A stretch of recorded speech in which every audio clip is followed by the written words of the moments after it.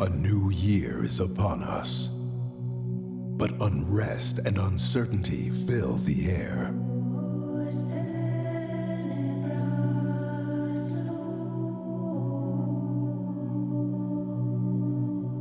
The wounds and scars of 2020 still linger. The winds of war blow fiercely at our door.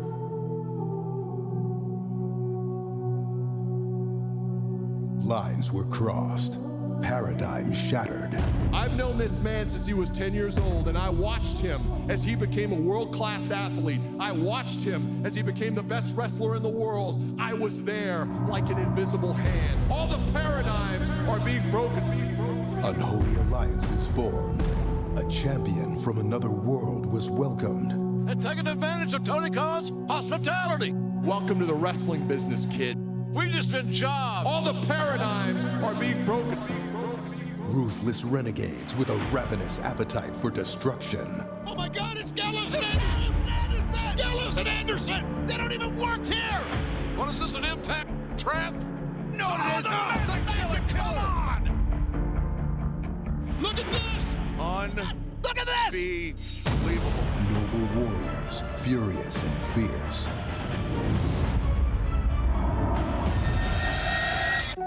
There are certain things in life that are just out of our control, and unfortunately, my ability to compete at Hard to Kill has been dropped into that bucket. I promise you that no matter what, I'll be back in Impact.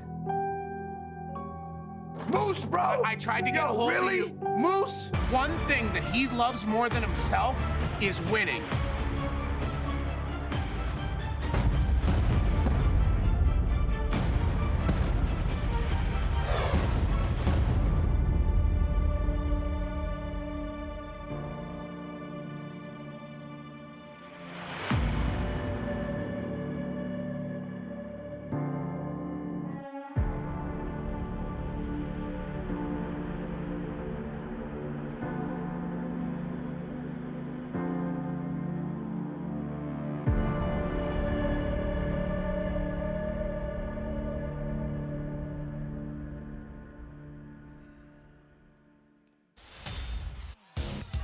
Hello, sports fans. You are looking inside the famous Skyway Studios in beautiful and resilient Nashville, Tennessee. The eyes of the world are fixed on Impact Wrestling as we embark on a historic and groundbreaking night in the great sport of professional wrestling.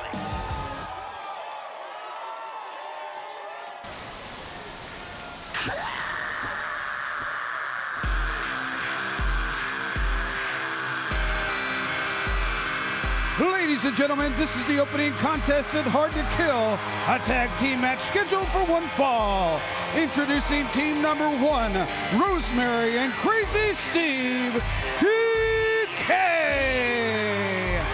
My name is Matt Stryker. I am joined by a veteran of the Ring Wars, over 3 decades to provide analysis, the one and only D'Lo Brown. D'Lo, tonight, such an important night in our sport.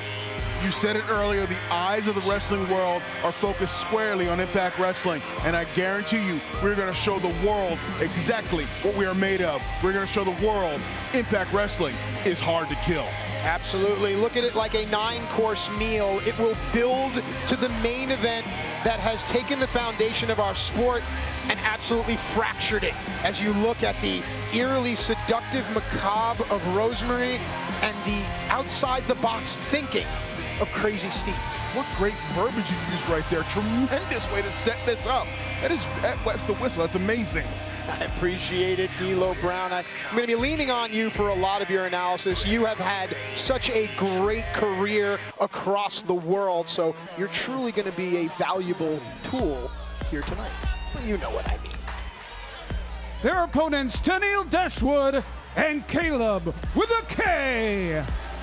Now, D'Lo, I don't know if you're so inclined on social media, but have you ever checked out Tennille Dashwood's Instagram? You know, I have looked at her Instagram, and this young lady has been all over the world. One day I look and she's standing in a rainforest. The next day she's standing next to the pyramids in Egypt. She's in Giza. This woman is everywhere. Yep. And Caleb with a K is right there documenting it all for us to share in. Yes, from the lens of Caleb. Caleb known for following fully, at least his namesake is. And look at Caleb.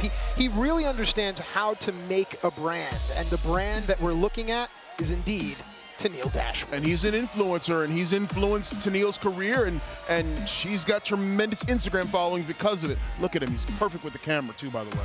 Speaking of our social followings, of course, our hashtag tonight is hard to kill. Make sure you use it. Use it often. We'll be interacting with you all night long. As Caleb gets his accessories out of the way, our referee will get this started. It's a tag team match, 1 fall to a finish. Must tag in and out. Disqualifications and countouts, of course, are enforced here. There's the bell. You know, a bit of a history lesson here. It's been 4 long years since Rosemary and Crazy Steve have teamed up to form the team of Decay. I wonder if there's any ring rust in their cohesion in the ring. We will find out, as it looks like it's going to be Caleb and Crazy Steve to start things off. Yeah, he's definitely crazy. I could definitely see that. There we go, the headlock now. Crazy Steve is going to try to alleviate the pressure, and he does just that right there. Little spin through into a drop toe hold. Crazy Steve showing some wrestling prowess. Okay, maybe he's not that crazy. He's a good tactician in the ring. I like how Crazy Steve cuts off the ring on his taller opponent, stays close. His knee to the gut, flips Caleb with a K right over. Did you notice the speed and intensity which Crazy Steve went after Caleb there? That knee to the lower solar plexus was placed perfectly. And there is Rosemary. What the? Rosemary has had such an interesting trajectory of her career here in Impact. Another quick tag made to Crazy Steve. And it's interesting to see because everything informs everything else. Later on tonight, Knockouts tag team titles on the line. Later on tonight, Deonna Purrazzo, Knockouts champion. And I think that Rosemary deserves some credit for establishing what Madison Rain so eloquently said on the pre-show, is that this division here, this Knockouts division, is growing by leaps and bounds. Without a doubt, I mean, the skill level of our Knockouts rivals any company anywhere in the world. Oh, is Caleb going to dive? No. And if so, who's going to get the picture? He's thinking about it. No, he changed his mind. And got cut off for his efforts. Listen, you know, sometimes you have to be bold. You cannot be apprehensive. The entire world is changing, including the sports world, and now is the time to take advantage. Caleb now trying to find some reprieve, tag made, and here comes the influencer, Tenille Dashwood. Right there, she walks right into a side slam. And you were mentioning that Rosemary has gone through an interesting trajectory. She morphs, it seems like, every week into a different version of herself. Well, you have to reinvent yourself, especially as athletes now, as the game changes. I've said this before, I think the very best athletes in the world are competing today. That's not taking anything away from the athletes of yesterday, but the game has changed, the athletes have changed. Well, the athletes today are bigger, stronger, and faster. And so, now. And smarter. And apparently smarter, and will take any shortcut out there. Now Tenille will take advantage of an opportunity created by Caleb with a K. Cover here, is this enough? Referee down, just a 2. And Tenille, she's not just an influencer and a girl who takes pictures and has her photo taken. Tenille is a great tactician in the ring, as you can see right here. She's taking advantage of a situation. And there's something about bringing personality out. You know, Tenille, yes, I understand. She is beautiful. The human form is beautiful, independent of gender. But when you think about it, Tenille's personality has to come out at some point. Yeah, I mean, like right there, look at this, pulling the hair. I mean, Tenille is just being, watch out for Caleb, watch out for Caleb. Whoa. And Tenille right there with the boot to the solar plexus. Snapmare now taking control of the back. Insult to injury, just giving the rub of the head there. Cover here, and I said that this is a sport, but the noogies, while they're there's psychology there. It's about getting in and messing with the psyche, getting in your head. It's not about inflicting pain right there. It's just saying, I can do it because I can. Double underhook now here. What does Tenille have in mind? A modification on a tiger driver, a little bit of a double underhook suplex instead. Tag made now. Caleb trying to reposition Rosemary. It's almost as Tenille isn't used to taking direction. No, and is... Oh, what? No. There you go. Good for you for trying to even do that. Yes. And now the opportunity presents itself for Rosemary. She must make it across the ring. Tag to Crazy Steve. Can she get there? Can she get there? Tenille realizes the jeopardy, pulls Rosemary back. Rosemary kicking Tenille off, and tag made. There it Here is. comes Crazy Steve. House of Fire coming in there. Steve with a clothesline sends Caleb down. Another clothesline. Steve commanding the ring. His presence is felt. Go behind into the full Nelson snapmare, exposing the back, and now the neck crank there by Crazy Steve. What innovative offense there by Crazy Steve. You know, it's so easy to dismiss people because you think they're different or they don't fit into your little box. But when you get to know someone, you can be surprised at what they can bring to your world. Crazy Steve embodies that. Basically, I'll paraphrase by saying, don't judge a book by its cover, particularly when it comes to Crazy Steve. Caleb was able to shift his way. Oh! Is it enough? That's got to be it. Cover! Oh, look at Crazy Steve, so smart. Tenille just, what? Wait. Tenille got caught straight up and down like 6 o'clock. But here's the thing with Steve. His mentality is so frazzled at times. He should stay focused on his opponent in the ring. And that could be the opportunity that they're looking for. Nice. Like that looking for. Wow. Listen, take nothing away from Caleb, a great athlete. Is the drop kick enough? Has it stunned Crazy Steve? No. I got to say, I'm quite impressed by the speed and veracity in which Crazy Steve is moving tonight, and his rate of just his offense is off the charts. Well, it's hot out the box, and we talked about it on the pre-show. Everyone understands what this night means to our sport. And these four athletes, they have to walk back through the locker room. They have to say, hey, we set the pace for the rest of the people. The first match on a show, a televised show, is incredibly important. Well, I always wanted to be the first match. You know why? So I could walk back and say, top that. Follow that. Follow that. And if you can, great. If you can't, follow that. Side Russian leg sweep by Caleb with the K. And now the arrogance.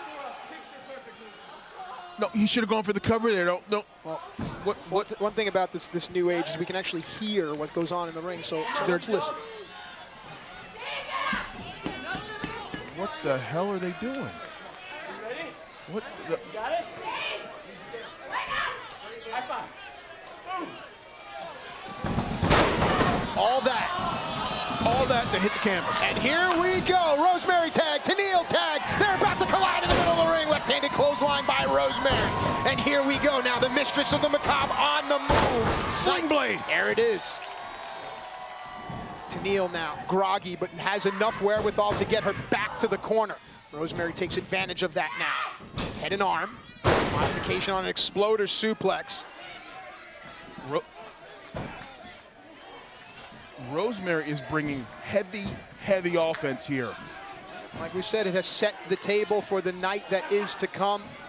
And if this is just the beginning, I can only imagine what comes next. Caleb is tagged in now, and he is met. Double mandibles, up and down. Wow.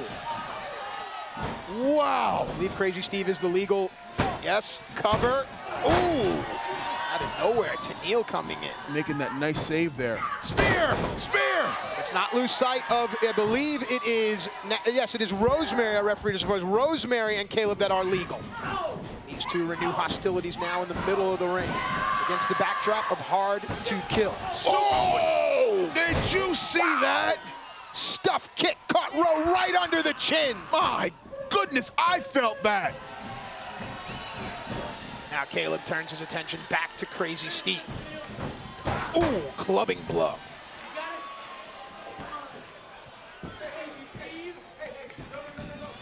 What does Tenille got? What does Tenille got?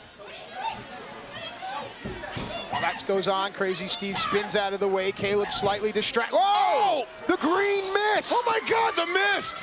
The mist, the different colors have legendary tales from the Far East.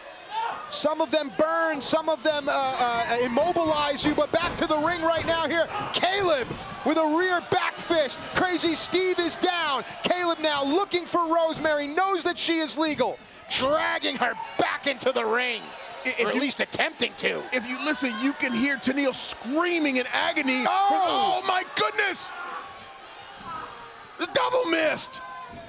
The beauty of professional wrestling is that you never know what's going to happen. And just like that, I believe that it is Crazy Steve that is legal. You'll pardon me, but it's an amazing night. Sometimes we get caught up in the action. My goodness.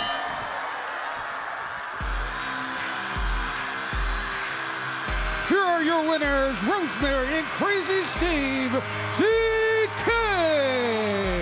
the green mist spewed into the face of Tennille Dashwood, the favor was returned into the mug of Caleb with a K. And now as Tennille screams in the sky, Decay cast their eyes upward as well. But I think their intentions are far different.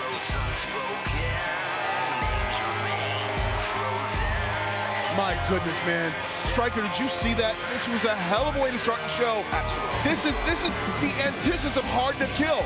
And thinking about it, with tag team wrestling being a focal point of our show, it's easy to lose track of who's legal and who's not. And I have to believe that the other matches certainly are watching this and realize if they can take advantage of the referees, they can certainly take advantage of where they want to go in their careers. Ladies and gentlemen, welcome inside the Skyway Studios. What a treat for me to return to television on such a monumental night for our sport. And D'Lo Brown, you have 30 years of experience both here and abroad. I think your insight is going to be priceless. Well, thank you, Striker. I think together we're going to make a great team. Being here for Hard to Kill, our first night together, I'm truly excited, and I can't wait to see what's going to happen unfold tonight. Absolutely, and of course, we do a little business. All of it will be available right here, as well as some bonuses, all kinds of Easter eggs and nuggets. Get it while you can. Make sure you go to shopimpact.com. Ladies and gentlemen, our focus tonight is about the wrestling. So, D'Lo Brown, let's run down the card. Are you ready? I am ready to do a nice little rundown here. Ladies and gentlemen, tonight, I will start out with this. It's the finals of the Knockouts Tag Team Title Tournament as Kiera Hogan and Tasha Steele, the newly minted Fire and Flavor, take on Havoc and Nevaeh, and there will be new champions crowned tonight. All right, ladies and gentlemen, Manic is the best wrestler in the X Division, thus he is the champion. But Chris Bay is young and bold, and Rohit is obsessed. The triple threat rules pose a great threat to Manic's title, mind games, and more. Families stand across the ring from each other tonight, and things are gonna get a little hardcore as Eric Young, Joe Doring, and Diener face off against Rhino, Cousin Jake, and Tommy Dreamer, and Striker. Yes. It's old school rules. Oh, cannot wait for that. Folks, if you love pure wrestling, if you love the nuances of strategy in battle, then this is for you. Two of the very best athletes compete on the global stage with the Knockouts title hanging in the balance. In a fight no one saw coming, not even me. Tonight, Ethan Page will battle the Karate Man. All right, ladies and gentlemen, the flesh of Impact Wrestling has been scarred by the infamous rivalry between the cruel and sadistic Sami Callihan and the heart and spirit of Eddie Edwards. Tonight, a final chapter is written in razor-sharp steel and hatred. It will be Barbed Wire Massacre. And in a match the entire wrestling world has been talking about for weeks, tonight we get the Good Brothers and, by God, Kenny Omega, the AEW World Champion, versus the Impact World Champion, Rich Swann, Chris Sabin, and the wild card in all of this, Moose. Absolutely. So many moving parts. We're just merely 48 hours away from groundbreaking news that has changed everything here. And in this world, everyone has a camera now, and I understand that cameras were able to catch earlier today the Good Brothers and Don Callis and their arrival. You see Don walking in, holding the door, and that man right there is what they call the straw that stirs the drink. That's Kenny Omega, and you can just see disrespecting our longtime friend Brian Allen. There's the Good Brothers. This is the way these guys behave, and I honestly am not sure that if things like that are what we need. Joe Doring with Eric Young, Triple Crown Heavyweight Champion in All Japan Pro Wrestling. Joe Doring is here in Impact Wrestling, and he's aligned with Eric Young. This world doesn't belong to you.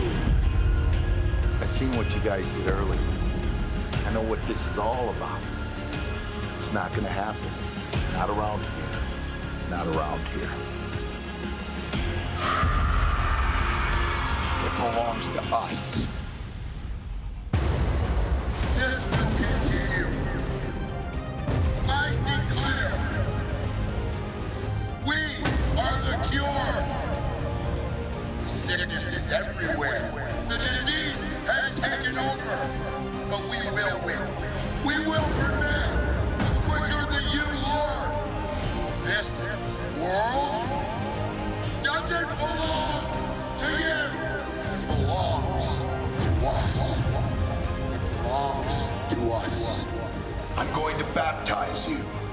the holy water of change.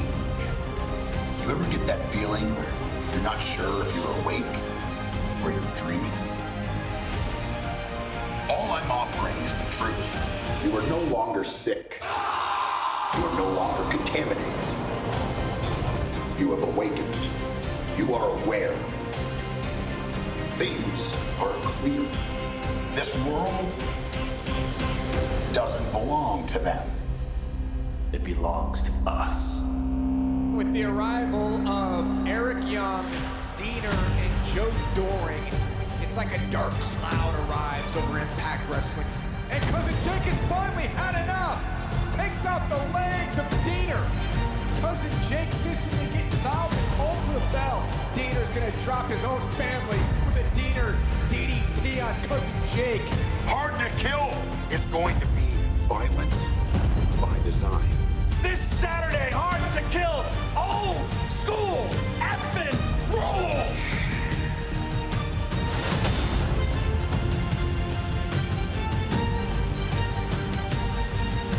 It's about 6-man tag team matches, and this one here is going to have seismic ramifications moving forward. Look at those faces, look at those names, and think about what they're capable of doing.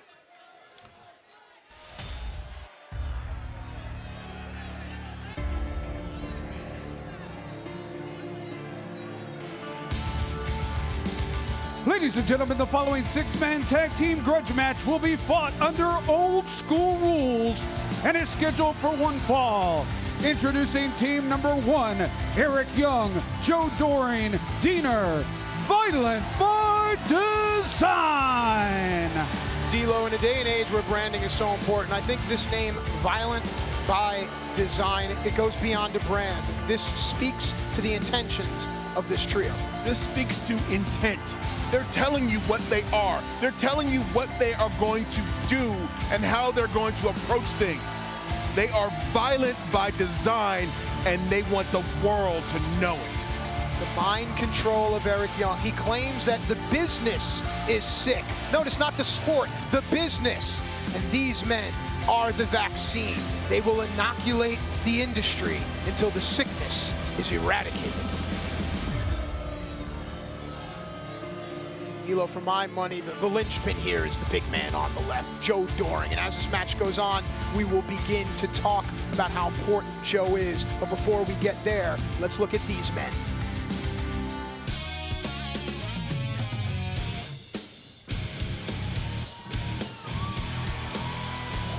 Their opponents first, from Yonkers, New York, Tommy Dreamer.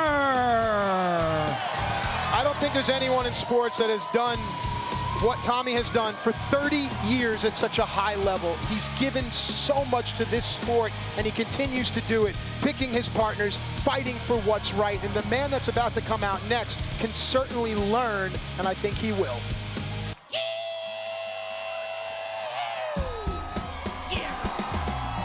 His tag team partner from the Deonna compound, Cousin Jake. D-Lo, how important is family, especially in pro wrestling? You know, family is incredibly special, and you have to have family here, but when family turns on you, it can drive you absolutely crazy. Absolutely.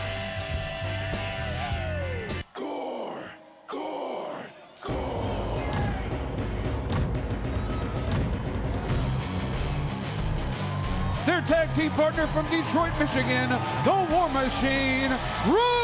A lot of times when we talk about family in pro wrestling, it isn't so much blood, it's about sharing a locker room, and the history between Rhino and Tommy Dreamer is long. The ECW locker room helped change this sport, and now change is coming again, but it's not lost on me what Rhino and Tommy Dreamer mean, and the fact that they're here tonight in this match is incredibly important, D-Lo. Yeah, without a doubt, Rhino and Tommy Dreamer are family, not by blood, like you said. They are chosen family. They choose to be together and represent who they are. Look at this. It looks like Jake and Deonna are squaring off.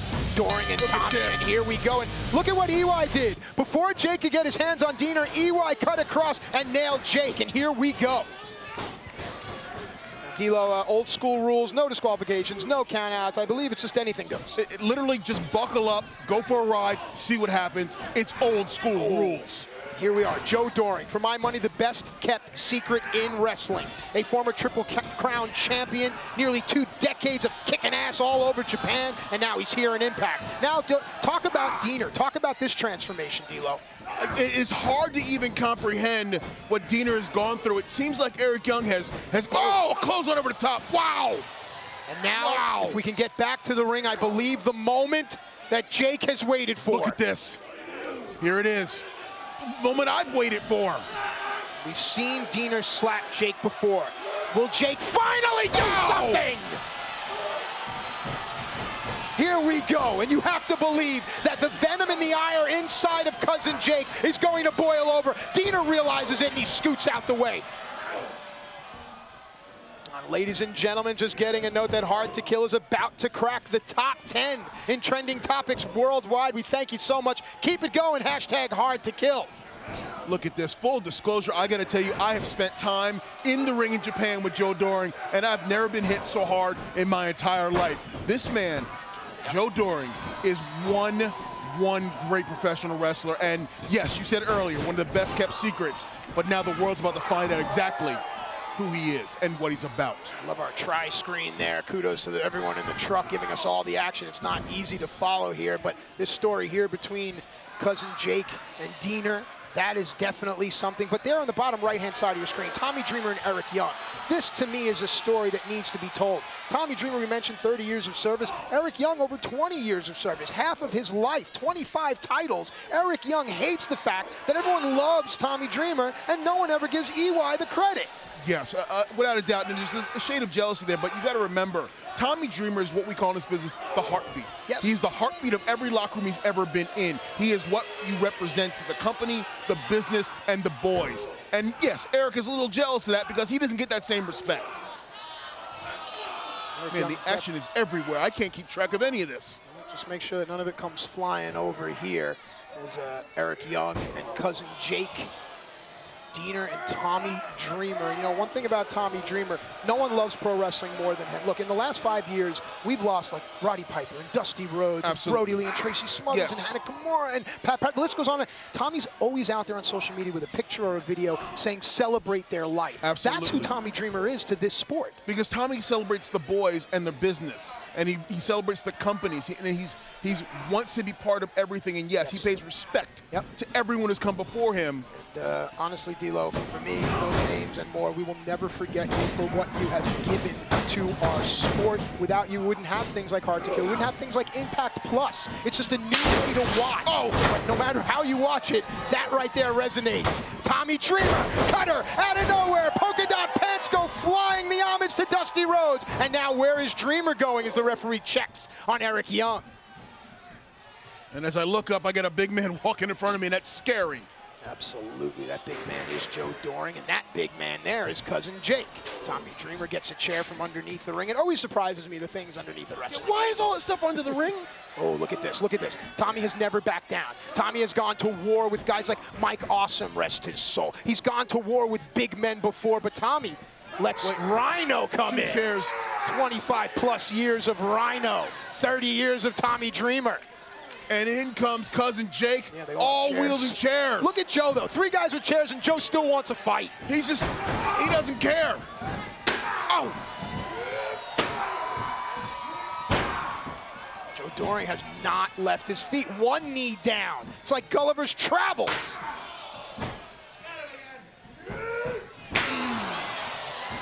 Back of Joe Doring, hardened from the mats of All Japan Wrestling. His soul hardened from a lifetime in the sport. Kicks away Rhino. Punches away Jake, and now grabs Tommy Dreamer. Takes a bite out of history. Joe Doring on the move now. Boom! Erases Tommy Dreamer. How many people make Dreamer look small in a match? You know, that's a hard thing to do, but when you're 6'7", you're 300. Look at that. Yeah, that's why Eric Young is down. That's why Joe Doring was left to fend for himself as Tommy Dreamer's cutter dispels the leader. But now look at the picture. Violent by Design is united and back again. Our heroes are down, and our villains are standing tall. And do you hear that? Eric Young always says this world doesn't belong to you, it belongs to us. He truly believes he is the cure to this disease that is the business of pro wrestling? You're the perfect person to ask. You've seen this sport over 3 decades. Is the sport sick? Is the business sick? It's 2 entirely different thoughts. No, the business is not sick. But in Eric's delusional mind, he is seeing sickness. He thinks he's bringing a cure to something that is not diseased at all. Joe Doring now taking Tommy Dreamer to task. Eric Young with a chair to the gigantic back of Rhino. And look at there, Eric Young just orchestrating everything, putting people in positions. Cousin Jake up on the second rope, on the top rope. He's fighting back. Oof. Joe Doring is easily 300 pounds standing on Tommy's face. Ooh, and that's just family punching family. They say we hurt the ones we love the most. Oh! Hair Beal onto 2 steel chairs that did not even move. What moved were the internal organs of Cousin Jake. What moved was his spine. It like twisted and snapped. That is just the level of pain that must have gone through Jake's body right then. It's just incomprehensible. Breaking down the ladder that is their DNA, the Deaners, Diener and Jake. Shit, on in the wow! Look at that. Joe and Eric took their eyes off of their opponent, and Cousin Jake made them pay. And inside the ring, Tommy Dreamer is alone with Diener. That was like a 747 on a crash dive. Wow. Diener ascending. Tommy Dreamer stirring, smart enough to cut Diener off. Tommy still can't get to his feet, though. But Cousin Jake can. Strong blow from Cousin Jake. What's going on here? What is he thinking? Looks like he's going for a superplex. You can see Diener's holding onto the top rope, and Joe Doring. He said no. Dreamer got caught. Dreamer was in the wrong place at the wrong time and caught just a foot to the face. How about Joe Doring being able to take out Cousin Jake and inadvertently Tommy Dreamer? And now that leaves Rhino and Joe Doring. Now Rhino has a background in Germany and catch wrestling. If anyone could stand with Joe Doring, it may have been Rhino. My goodness, and you see that Rhino came with those kendo sticks and was just going blows on Joe Doring. He said the hell with that and broke the kendo stick. Of course, Joe Doring is a man that dominates, standing alone in the middle of the ring. Come and get me if you can, he seems to say. See, in this business, we call a guy like Joe Doring the heater. Absolutely. He's the guy who inflicts the pain. Oh! But he is still human, and flesh will never budge against steel. No, steel's always going to win that battle. You can see over Joe Doring's shoulder, Tommy Dreamer still stirring. Referee checking on Dreamer. This 6-man tag team match, old school rules, setting the stage for our huge 6-man main event as Tommy Dreamer begins to decorate the ring. Oh my, see, here's the one thing. Oof. I don't like tax. I'm gonna put it out there, full disclosure, I don't like it. Oh, now Tommy with the dusty jabs. He's flip-flopping and flying. To his heroes. He came out with the headband for Terry Funk. This is what Tommy Dreamer's about. Wrestling lives forever within Tommy Dreamer. Now Eric Young is going to try to change that. Whoa, whoa, whoa, whoa. Back oh my goodness! Tacks flew everywhere. They're in the back of Eric Young. Look at that. Joe Doring just clean. Oh my Rhino! Gore! Gore! Rhino needs to turn around as Diener comes from behind. Diener DDT. And now it's Diener that stands tall, but as you saw, Cousin Jake slid in. Diener on the move now. Ropes from momentum. Oh my goodness! Slam! Cover him! Cover him! Is this it? Referee is down and no! Young made the save with the mask. It's all legal here. Eric Young taking stolen valor from Cousin Jake. Wow. Here are your winners, Violent by Design. You can see Eric Young say something to the referee, and I'm sure it was derogatory, but Eric Young is hurting right now. The entire Violent by Design team are hurting right now, but the victory will help to soothe the wounds. Joe Doring, the only man standing and now the leader. Eric Young pulls himself up. Referee will raise their hands as this group is victorious. D'Lo, take a look and walk us through the replay there. Like right here, you see the back body drop into the tax. That is painful, followed by the clothesline from hell. And then here it is, pile driver by EY.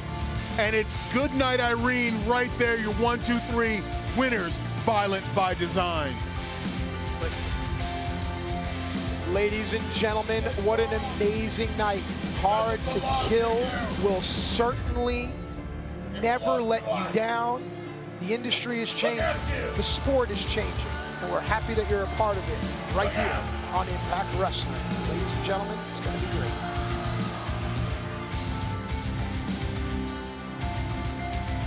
Again, as we hold on the shot of Violent by Design, our social media is fluttering.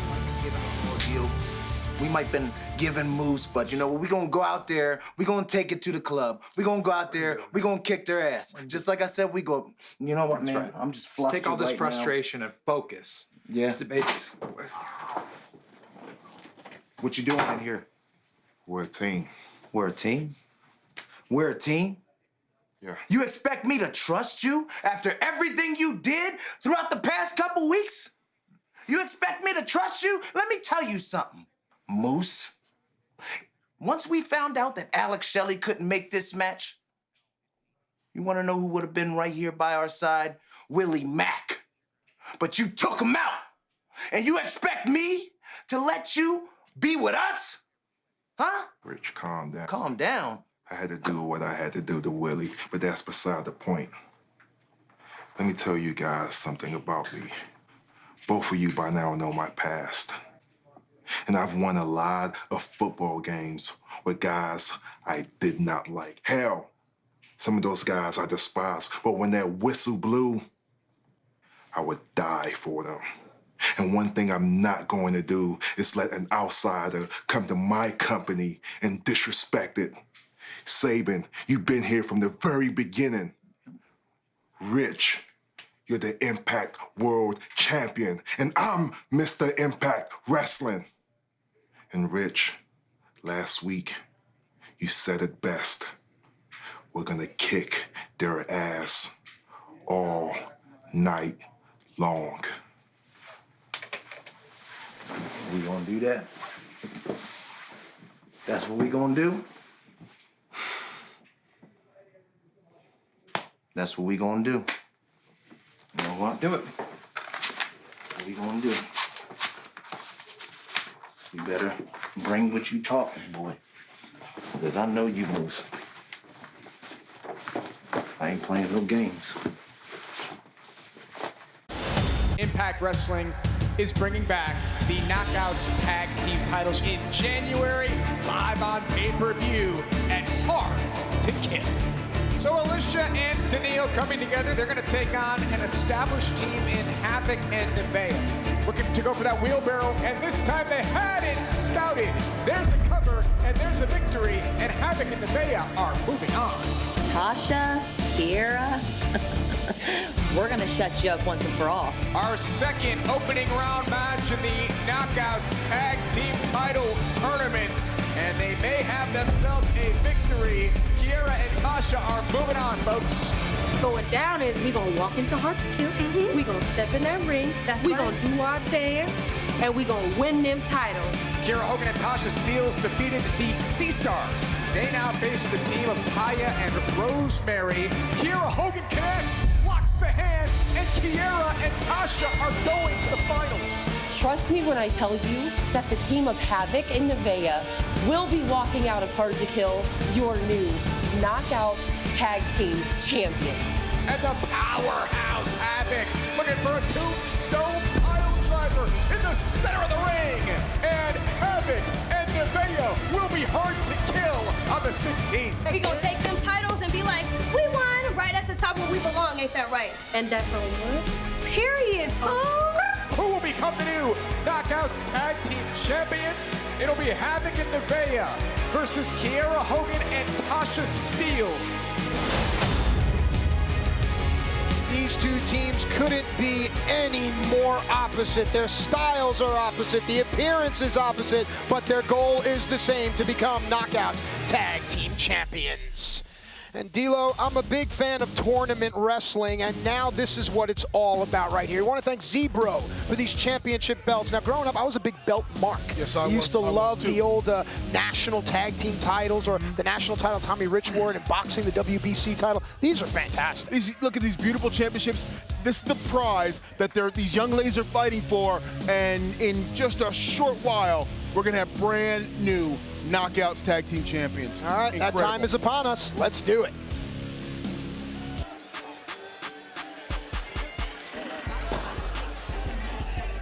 Ladies and gentlemen, Hard to Kill continues with the following match to crown the new Knockouts Tag Team Champions. It is scheduled for one fall, introducing team number 1, Kiera Hogan and Tasha Steele's Fire and Flavor. Say it with me one time. Yeah. Say it with me. Fire. Fire and flavor. Flavor. Come on. Again, fire, flavor. So no OR. Huh? No. Oh, yeah. You got to get in there. Look at these young ladies. Yes, and that is exactly what they are, young ladies. They are charismatic. They are beautiful. But they are hard-hitting women. Hey, take a look. You know, it's a big night when Brian Hebner returns from the legendary Hebner family. We're all wrestling family here, so welcome back, Brian. Welcome home. You're going to have your hands full in this one, my man. What a way to come back. All right, Knockouts Tag Team titles on the line. Let's meet the next team.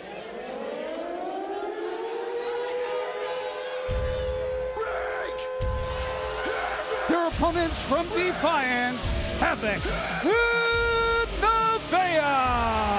Now, D'Lo, for me, Havoc and Nevaeh are like the Doc and Gordy of the Knockouts division. Remember, intense, hard-hitting. And I think that's a very interesting force that they bring to the tournament finals. Great analogy there. Yes, they are that hard-hitting strength team. They will use their size to their advantage. They will use their power advantage. To me, they're the odds-on favorite to win these championships tonight. Yes, I'm also enraptured with both of them as well. It's almost something eerily beautiful. It's almost like watching a hurricane from the safety of your own bedroom, you know? It's something, it draws you in. You know it's dangerous. You know it's going to hurt you, but you still are just enjoying what you're seeing. Kiera and Tasha are very chatty, so a lot of the natural sounds will play out here. And here we go. Smart strategy there. Do you agree? Yeah, I think you get right on them and you set the tone. Brian Hebner's going to have to sort things out here. We need to get two wrestlers in the ring. It looks like it's going to be Nevaeh and Tasha. Now, D'Lo, again, from the athletic perspective, just looking at the pictures on the screen, it's going to look like Havoc and Nevaeh are going to enjoy a power advantage, and Fire and Flavor will have a speed advantage. Yeah, without a doubt. I mean, you definitely nailed it around the head. Fire and Flavor are the quicker, more athletic of the team. But Nevaeh and Havoc bring that strength. They bring that hard-hitting action. Bam.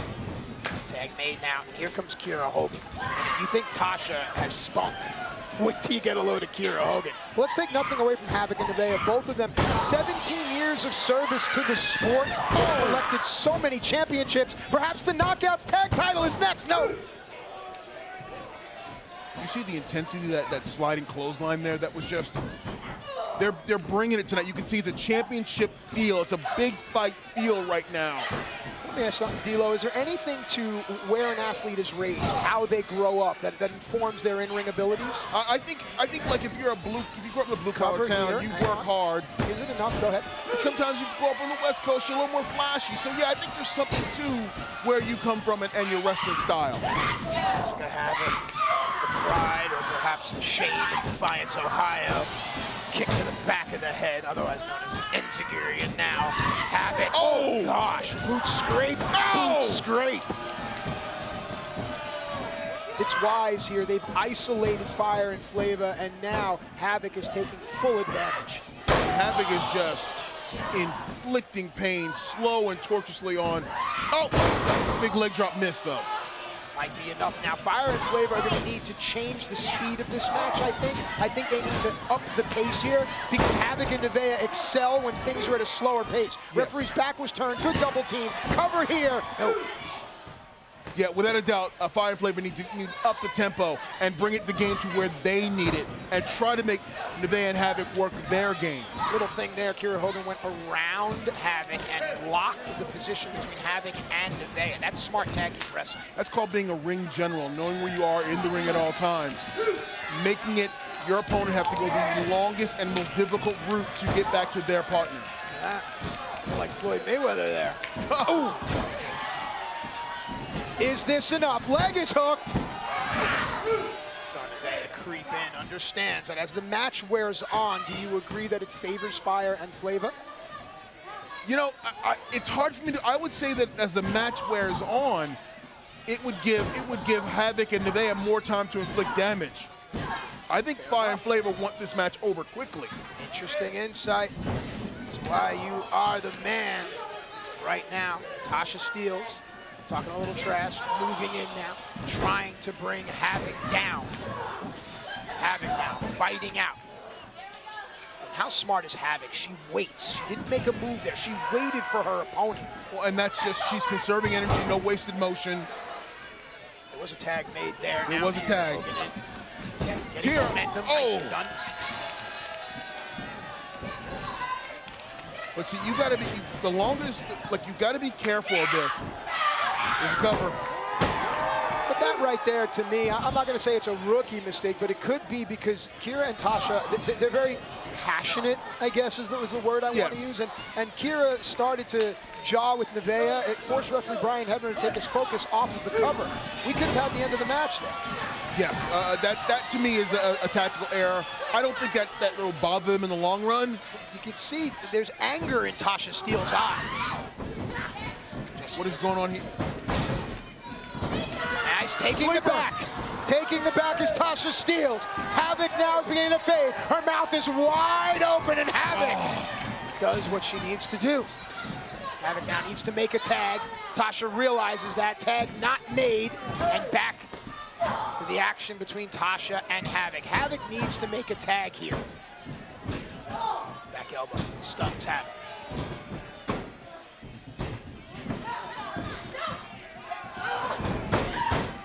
Kiera attempted to cross body, but got caught. Havoc still strong. Oh my goodness! Wow! And now the momentum shifts. Whomever rises to their feet first is one step closer to becoming Knockouts Tag Team Champions. I can't believe what I just saw there. I mean, Havoc just caught two women and just held her in the air. Just a vulgar display of power from Havoc as Nevaeh has her hand stretched out. There's a tag made, and now Nevaeh is in, and look at the venom in her eyes. And Nevaeh comes in like a house of fire. She wants these Knockout Tag Team Championships. Nevaeh commanding the middle of the ring. That's that Heartland wrestling training, that old Les Thatcher way. Wow, Les Thatcher, what a blast from the past. I think it's important to talk about who trains these athletes. It informs what they're going to do in the ring. It's tandem offense here. Nicely done by Nevaeh. Forces Tasha to DDT Kiera. Cover! That was a 2-for-1 there. And now you were talking about it, social media is buzzing, the strength of Havoc here. The hashtag Havoc is starting to trend now as well, HAVOK. Look at that. Back to live action now here, Nevaeh perched up high. Kiera with a kick to the back. Ooh, hard shot. And now Fire and Flavor working together, and it's something that they need to do, but they took too long. Oh my goodness. Because here comes Jessica Havoc.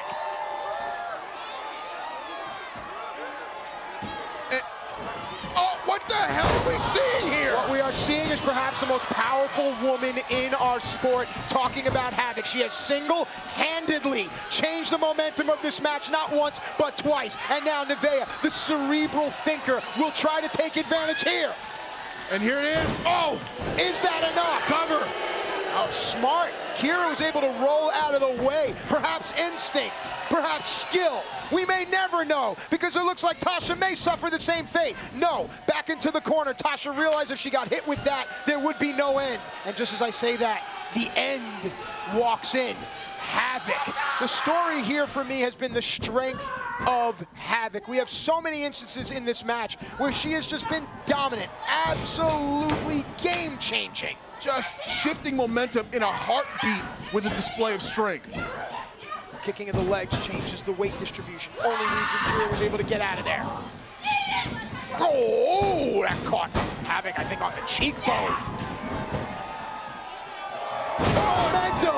Oh, wow, a jumping neck breaker. Is this it?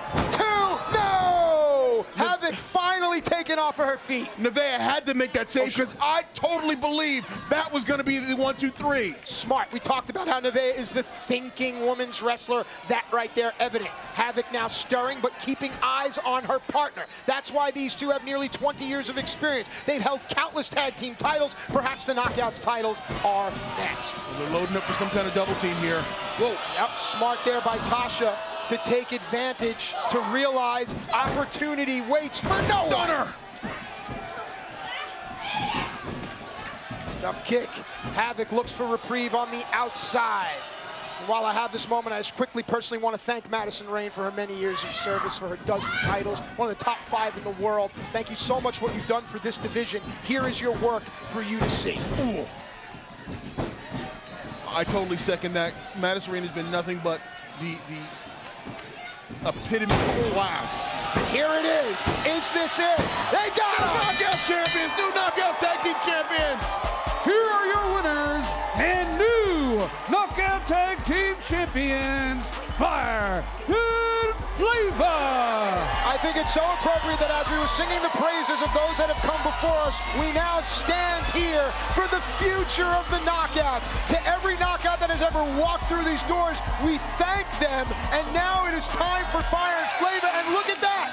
There is Madison Rayne, I do believe. That's Gail Kim. That is Gail, in gold nonetheless. And they had the championship belts with them. This is perfect. This is an amazing historical moment. Let's let this moment play out. Congratulations, Fire and Flavor.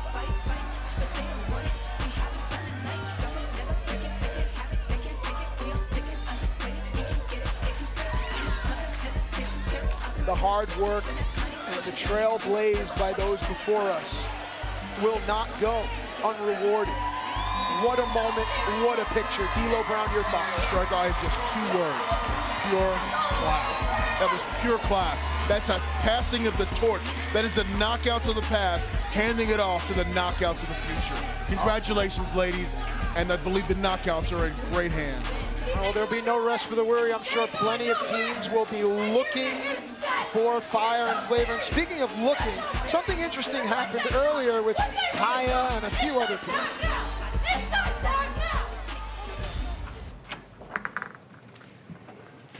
Oh, hello. Hi. Look, we told you we'd figure something out about our little Dashwood problem, didn't we? Mm-hmm. And now the Shadow has sent our brother with us to help you tonight. Well, here's the thing, Rosemary, Crazy Steve. I know you guys have all the greatest intentions, but I know I can defeat Deonna Purrazzo. I know that I can become a 2-time Knockouts champion. Your abilities are not in question here, Valkyrie. It's the little cronies she'll have at ringside that could use a little DK. Yeah, that's true. Okay, just promise me one thing. After I win, let's celebrate in Slamtown. You need to see Slamtown. So good. Okay.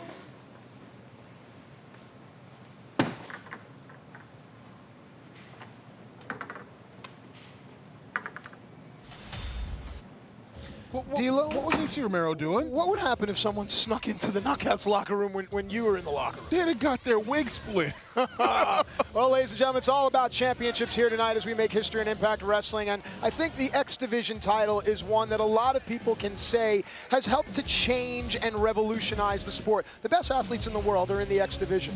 Absolutely. It's one of the most unique championships, and it's right here in Impact Wrestling. And those who compete for it, those who go after it, are some of the best athletes.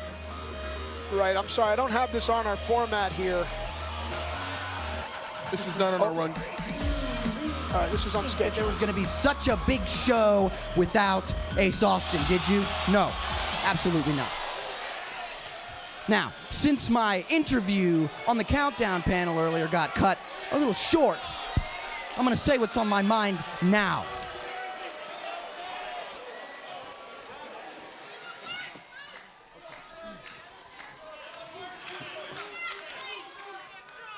You mean to tell me that the best use of Ace Austin's time on a night like this is to sit on a Countdown panel and talk about a Josh Alexander match?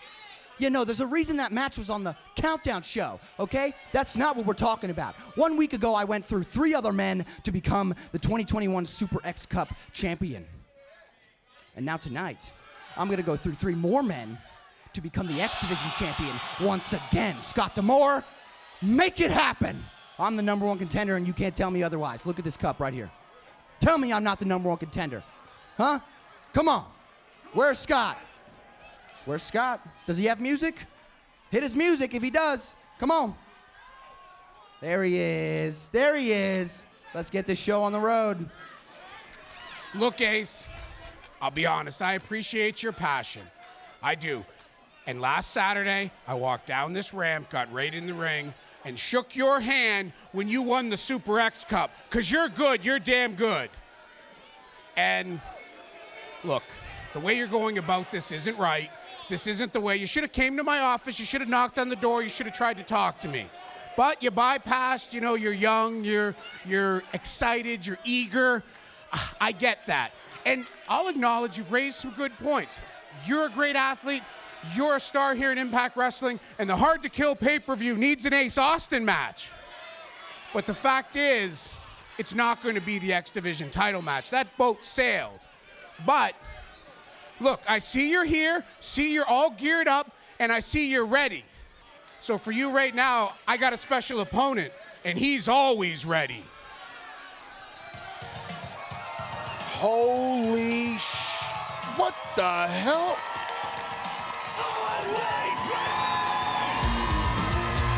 This is a mark out moment, and I'm marking out, bro. That is Matt Cardona. Anything can happen. What is he doing here? This is amazing. Ace Austin came out and said that this show needs to have more Ace Austin. Scott D'Amore then replied and said, this man is always ready. Matt Cardona stands high above an Impact Wrestling ring, but Matt Cardona has never, ever wrestled anyone like Ace Austin. No, without a doubt, Ace Austin is one of the most unique athletes this business has ever seen. But Matt Cardona, this man is a star. Ace Austin, also a star, one of the top 100 wrestlers in the world today. The 2021 X Cup coming, an X Division star, match of the year, an X Division champion, and here we go.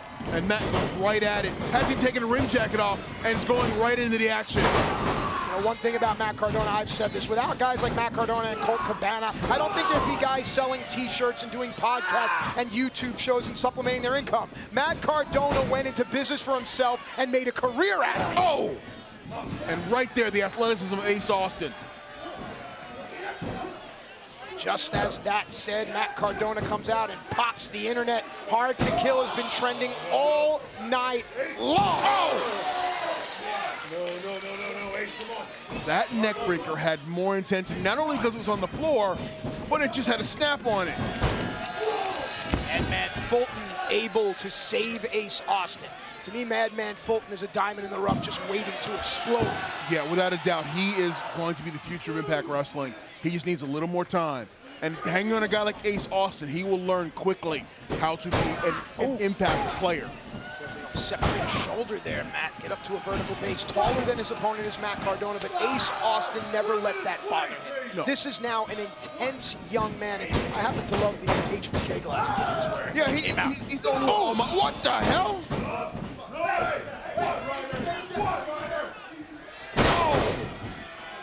back of the head of Cardona bounces off the Impact Wrestling canvas. This is Hard to Kill. History being made, one of the most important nights in our sport. The sport is professional wrestling, and the very best in the world are here. Ace Austin, cover. Is this enough? No. Well, you see, there was the young arrogance, holding that #1 finger up in the air, not completely locking in the cover. That's that young arrogance there. There's that veteran wherewithal of Cardona rolling in away from his flying opponent. Look at all the distance now. Let's see who can make up the distance. Cardona poised, moves in, waits, catches Ace with a flapjack.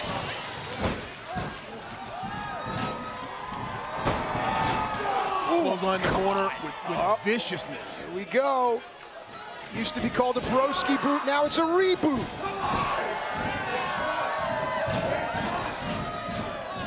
Cardona waiting, his timing, some of the best. And what is Fulton doing? Fulton is saving this match for Ace Austin. Wow. History of concussions for Cardona. Fulton is intense. Well, I think Fulton has a lot of pent-up rage as well. He and Ace Austin feel disrespected not being a part of this night. Well, now they are.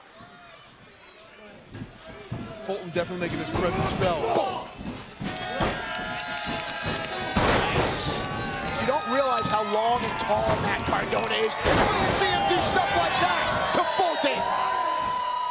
I do believe it's a disqualification, and I believe that Matt Cardona is victorious in his first match ever here in Impact. What an amazing night already. We are breaking the internet, surprises galore. Yes, folks, Matt Cardona is here at Impact. If for one night only or for the future, that remains to be seen. But what we do know for sure is our main event tonight is certainly something that a lot of people are looking forward to, as is the X Division triple threat match, because there's so many unanswered questions. And for my money, these guys are the best athletes in all the world. D'Lo, closing thoughts? What a debut for Matt Cardona, and I can't believe it. He's in Impact Wrestling. Is the final Defeat Rohit Challenge of 2020, and it's open to anyone except you, TJP. There's a cover in Manic's X Division champion. So Manic is X Division champion. And Hard to Kill, guess what? I get my rematch for my X Division championship belt. What are you doing? If you take Manic, pull that stupid mask off, and prove to the world that's TJP, I'm certain they're just gonna hand you back the title. I just need to unmask him and feel that it's TJ, and then boom, the belt comes right back to me. I'm on my way to wrestle Manic. So maybe you can come with me. Rohit believes that under the mask of Manic lies TJP. Oh, and there's a low blow by Chris Bay. Rohit's inside the ring. Rohit was gonna go for the mask. He's caught red-handed. Chris Bay and Rohit. Oh, Bay disrespecting Rohit. Rohit with a cheap shot. Chris Bay finesses himself a victory here tonight over Manic. Appreciate you. Whoa. Hey, Rohit, what's going on? What were you doing in there? Oh, what you mean what I was doing in there? I was having a conversation after my victory against Manic. Thanks for the assist, by the way. Now, it's like your match at Hard to Kill, the X Division Championship, has been finessed into a triple threat.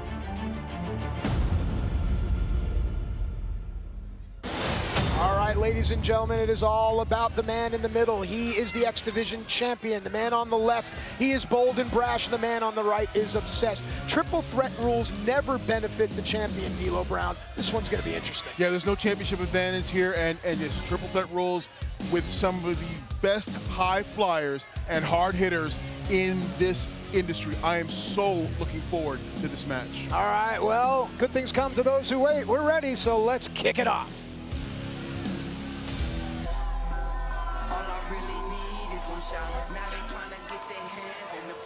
The next contest is a three-way X Division Championship match, scheduled for one fall. Introducing challenger number 1 from the Bay Area AVA, the ultimate finesser, Chris Bay. This young man is confident, braggadocious, but you know what one thing is good about him? He's a damn good professional wrestler. Absolutely, not even 25 years old, just under 5 years as a pro, recently coming off a great performance in the New Japan Pro Wrestling Super J Cup, defeating Clark Connors on his way to the semifinals, but now the focus is on the X Division title for Chris Bay.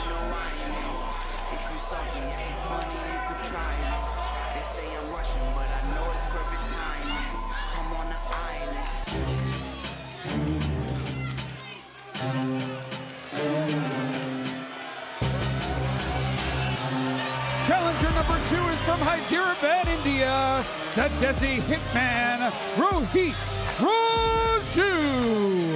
It has been quite a career for Rohit Raju. He has earned nearly a dozen titles, but none more important than the X Division Championship. He lost that title to Manik at Final Resolution, and now he has been obsessed with what is under the mask of Manik, as the world knows and Rohit believes that it is TJP. No, I'm not sure if it's TJP or just one of his friends that happens to have similar tattoos and stand the exact way and wrestle the exact same way. But that's the thing, no one wrestles like TJP. He's so unique, he's so good. If Manik wrestles like TJP, then Manik has to be TJP. How do you know Manik's not a mimic? Fair enough. Ladies and gentlemen, Rohit Raju is poised, as is Chris Bay. Now let's meet the champion.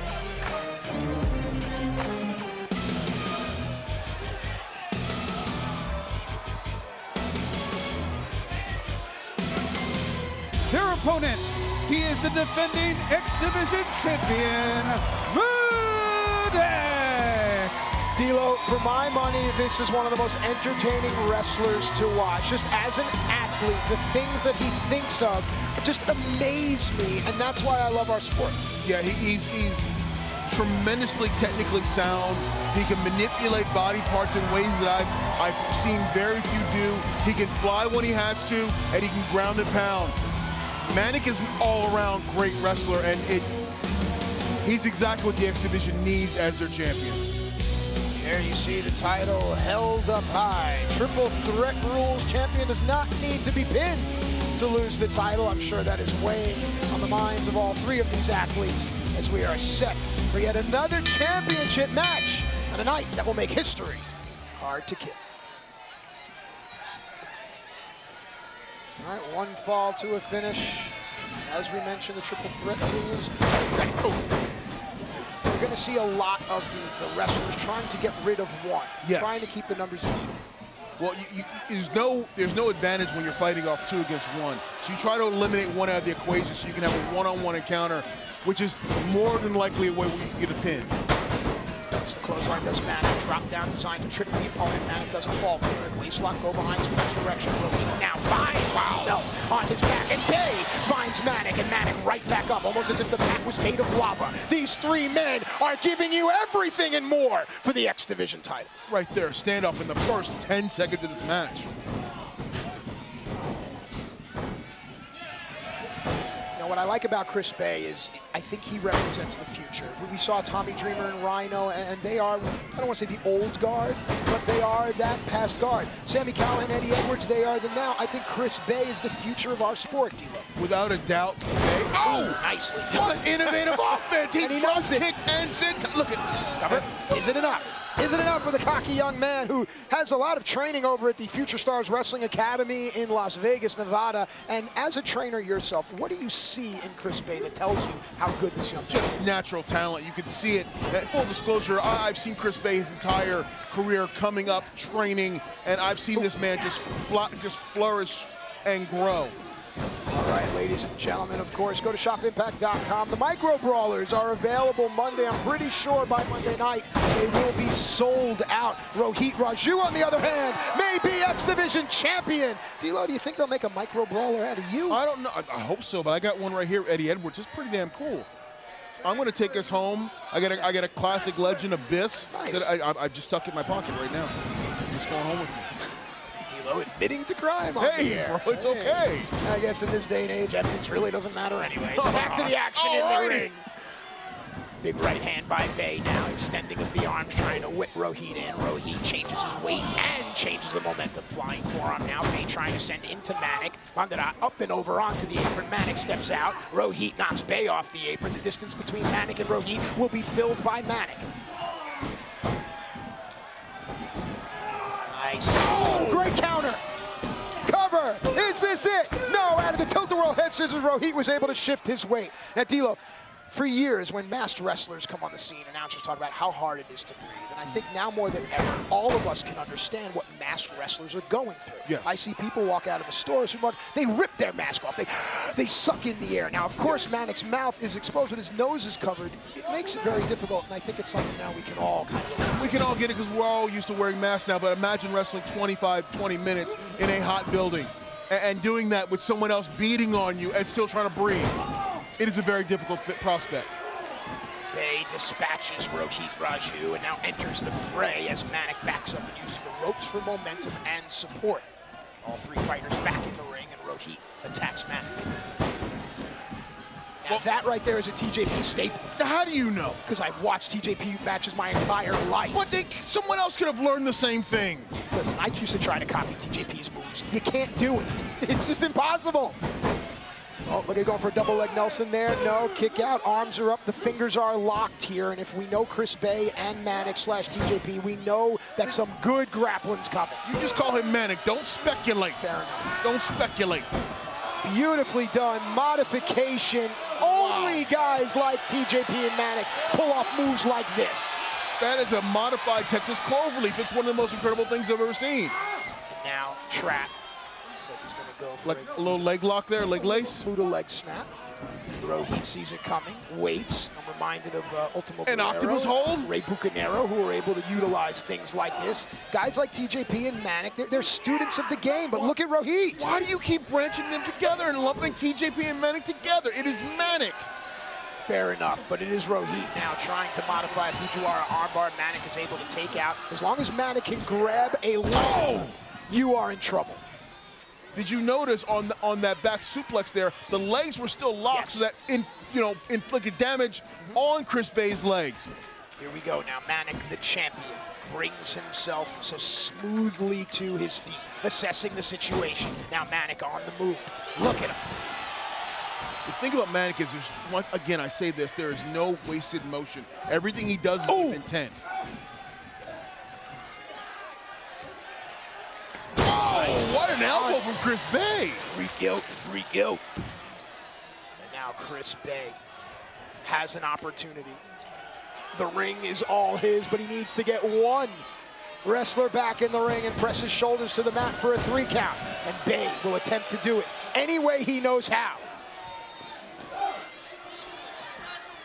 The athleticism and core strength of Chris Bay on display.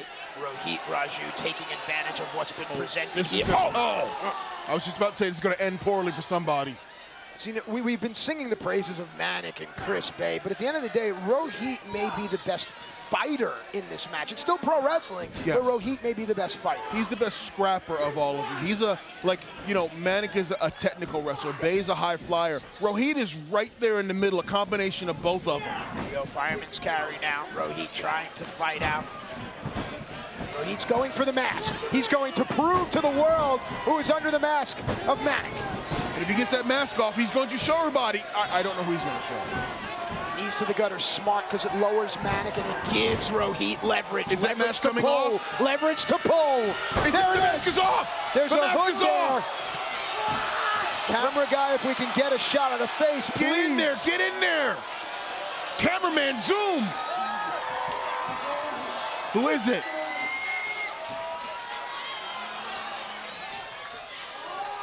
We may not know, but again, the resemblance is uncanny. Bang! DDT! Wow, that's good. What's Manik doing? He's going to the top? Watch Chris Bay, though. Oh my God! Nailed it! Oh my gosh! Manik still on his feet. Bay realizes the situation, the intensity, the opportunity. Cover! Cover the 6. The art of the finesse. Look what Bay went to do. He went to cover the champion, so there'd be no excuses. Wow. Chris Bay, look at this. From the Mamba Splash, catches Manic with the cutter, and then went for a double cutter. Art of finesse, and then went to champion's choice. Went to pin the champion. It's hard for me to speak because it's just so darn exciting. Man, the action here is intense and off the charts. I don't think I've seen a cutter like that in a long time. He went for a leg sweep, forced his opponent to jump, and then caught him on the way down with a kick. Bay rolls through to create some space net. The flashy, young, and bold Chris Bay trying to become X Division champion. You can see Chris Bay wants to become a 2-time X Division champion. It is all he's working for. He is intent on regaining that title. Let me ask you, what does the international experience do for Chris Bay? We've been talking about it all night. There's an international flavor here. Our main event is really going to see it. Chris Bay has international experience and exposure now. What does that do for him? When you travel around the world and you compete in different rings, it gives you more confidence. If you can compete not only just here but abroad, it allows you to gain that confidence, and that's, quite frankly, Frankensteiner. Ooh! Bay is left to hang out to dry. Manic taking advantage of opportunity now. Oh, what a... Look, is it enough? The weight is on the stomach, and Chris Bay is there to break it up. D'Lo, as the night rolls on, we're going to pay attention to how wrestlers cover each other. Covering on the stomach just makes it hard to breathe. Covering on the chest makes it hard to kick out. Which is better? I both are good. I like covering on the chest because I want them to, even if they're going to kick out, I want them to exert as much energy every time. The more I cover them, the more they get worn down. And eventually, if you do it enough times, they're going to be like, well, that's it, I'm done. Well, I think the chest protection Mr. War definitely added some weight. Kayfabe, brother. Chris Bay pulling himself to his feet. Manic comes clear across the ring. And look at the athleticism of Manic here. Whoa. Tombstone? Oh, Rohit able to stop that. We may never know. And Chris Bay shifted his weight, able to turn it around. Manic kicking his feet as well. It's all about physics, folks. Nice back mule kick from Manic. Just what? Oh, you see Bay's leg shaking? That could be nerve damage. Ooh, God, so look at that. Oh! Rohit in. I'm not so sure Rohit didn't do that out of instinct. Oh, did you Cover see on that? the other side. Great job by our referee. Did you see that? Rohit covered, Manic kicked out, and fell right into a cover on Chris Bay. Perfect. I always say it. I think that the professional wrestling referee definitely deserves a tip of the cap. You guys are fantastic, and this match here, no different. Brandon Toll doing a heck of a job. We saw Brian Hebner return. I give Brandon Toll credit on that to keep his eye on the ball and see and notice the pin attempt. What great refereeing right there. Rohit now trying to bring himself to his feet. Chris Bay trying to bring himself back to reality. Manic trying to hold on to the X Division title. Look at the intensity in their face. Look at just the intensity in both their faces. You can almost feel this through your television screen.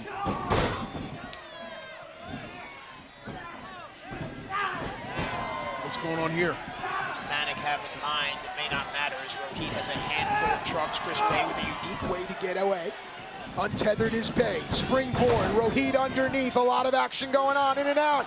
Yeah, Manic. Spike DDT. Bay is up, but he may be out. Into Roju. Onto the floor. Manic now working through. What does he have in mind here? Crucifix bomb. 2. No. Oh my goodness. I thought that was it.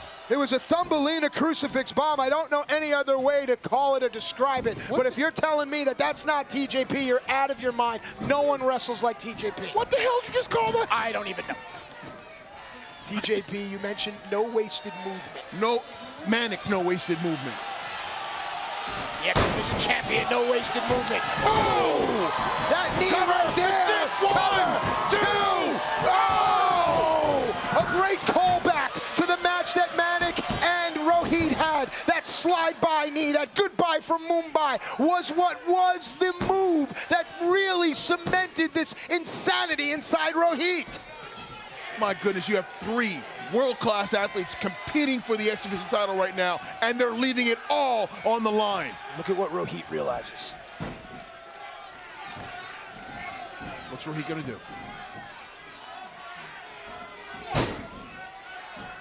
You can feel the mood settle here. Yeah, you feel momentum shifting. You can see the field tilting towards Rohit right now.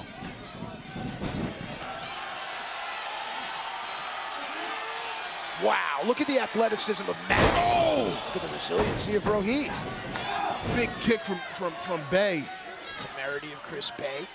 There's just so much. There aren't enough adjectives to describe these three. You know the best adjective? Damn good. There you go. That's ooh. And now hung up in the tree of woe is Chris Bay, and this does not bode well. This is not good. Rohit has made quite the career hurting people. Locking in a submission, a modification on the Regal stretch here. Is this going to be enough? You can see a little bit of daylight between the wrists of Rohit and the face of Manik, and that may be the only reason Manik is not tapping as he crawls to the bottom rope, trying to get a reprieve. Smart by Rohit to push off. Did you see that from Rohit? What brilliant technician. Oh my goodness, he knew exactly where he was at. And Chris Bay understood it as well. My oh my, Rohit has come such a long way from those Desi Hit Squad days. Yeah, he's enjoying a renaissance of his career, and when he's got on his own, he is blossoming into a inside cradle, small package. No, Rohit couldn't lock his ankles. Ooh, jumping knee kick. And there's another slide by knee. Manik, full body weight, he got him! Oh my goodness! What a match! Here is your winner and still X-Division champion, Manik! Rohit was stringing together a combination of moves, and Manik realized that sometimes simple works. He put all his body weight and forced the shoulders of Rohit to the mat, and that picture tells you everything you need to know. Manik is still the X-Division champion, and Rohit is still obsessed. Look at that, Manik is staring a hole through Rohit, showing you the championship belt, showing Rohit, I am the X-Division champion, and you're not.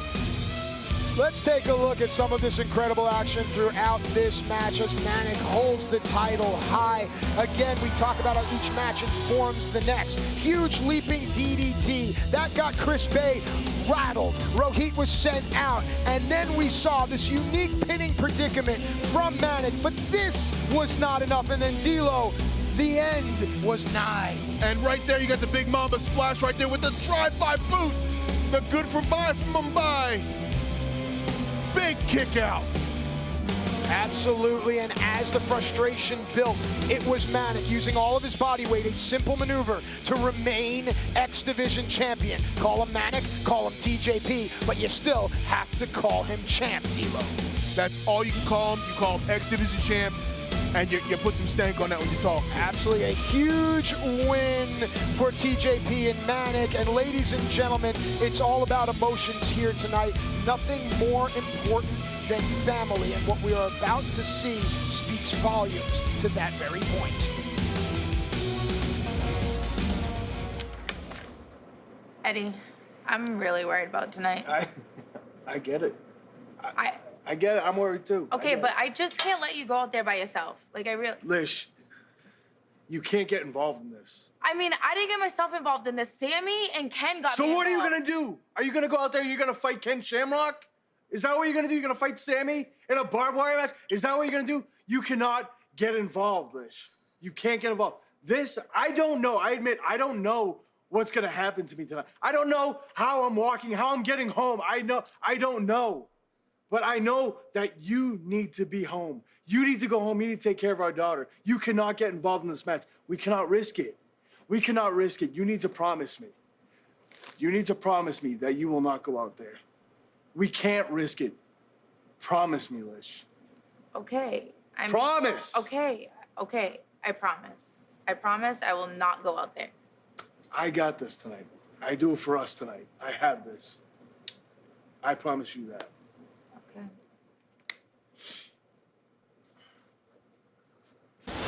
I prophesized about this for the last 2 months, that when Jordan Grace stepped in the ring with me, I was playing chess. And the end game was me becoming the Knockouts champion. Cosa Nostra, Josh, that's it. Deonna Purrazzo uses Cosa Nostra and defeats Rosemary here tonight. I've done exactly what I've set out to do since I arrived here, and that's become the greatest tactical women's wrestler in the world. Taya Valkyrie, a vision in neon green here tonight, the former longest reigning Knockouts champion in Impact Wrestling history. And quite honestly, I might be on my way to becoming the greatest Knockouts champion in Impact Wrestling history. Oh, misfire! Deonna Purrazzo just kicked Kimberly, her tag team partner, and Rosemary dropping Kimberly, shoulders down, and Rosemary picks up the win. I think 2021 should be called the age of the virtuosa. Kiera Hogan and Tasha Steelz, they now face the team of Taya and Rosemary. That's Deonna Purrazzo, the Knockouts champion, and Kimberly. And a flatliner on the stage. Kiera Hogan connects, locks the hands, and Kiera and Tasha are going to the finals. Deonna Purrazzo, the Knockouts champion, cost Rosemary and Taya a chance at tag team titles. This Saturday at Hard to Kill, it's La Virtuosa versus La Güera Loca for the first time ever, and I am going to become a two-time Knockouts champion. Now Taya sees what Susan and Deonna Purrazzo have done with Rosemary. They've got her in her clutches, taken down by Kimberly, shoulders down, and Kimberly sends Taya Valkyrie into Hard to Kill with the defeat. I have all the tricks up my sleeve. All of the cards are in my pocket. Taya, there's nothing you can do to dethrone the virtuosa at Hard to Kill. Has the makings of a pure wrestling classic. I've said it before, if you love the fight within the match, this one's gonna be for you. Deonna is poised to move into the future as the very best. Taya may have something to say about it. This is gonna be the ultimate chess match. I'm enjoying, I can't wait for this. It's gonna be off the chain.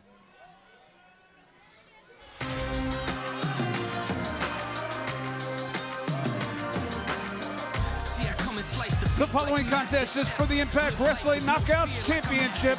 It is scheduled for one fall. Introducing first the challenger, accompanied to the ring by Rosemary and Crazy Steve from Slamtown, Taya Valkyrie. D'Lo Brown, the sport of professional wrestling has often been likened to physical chess. Will we see a Queen's Gambit or a Sicilian defense? That we don't know, but it is truly the art of manipulating your opponent. Taya, one of the very best. You agree? Without a doubt, she is a ring general, a tactician in there. This woman is accomplished in her sport and in her game, and on any given day, Taya Valkyrie can take you out. Perhaps that day or night is today or tonight, but I do believe that Deonna Purrazzo will have something to say about it.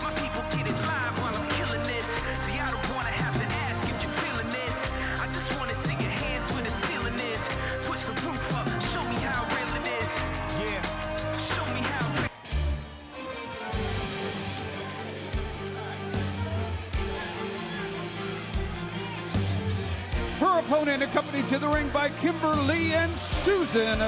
She is from Hackettstown, New Jersey, the Impact Wrestling Knockouts champion, the virtuosa Deonna Purrazzo.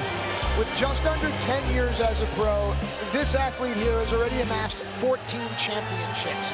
She is considered one of the very best. Trained under that Rip Rogers tree from the school of Damian Adams, Deonna Purrazzo is the future. D'Lo Brown, your thoughts? See, Deonna Purrazzo came to Impact Wrestling with a lot of hype, with a lot of fanfare, with a lot of pomp and circumstance, and all she did was back it up every time she stepped in the ring. Yes, Deonna Purrazzo is the future, and the future is bright for Deonna Purrazzo. Taya Valkyrie, her opponent and challenger, has a dozen years of experience, trained by the legendary Lance Storm, the longest reigning Knockouts champion.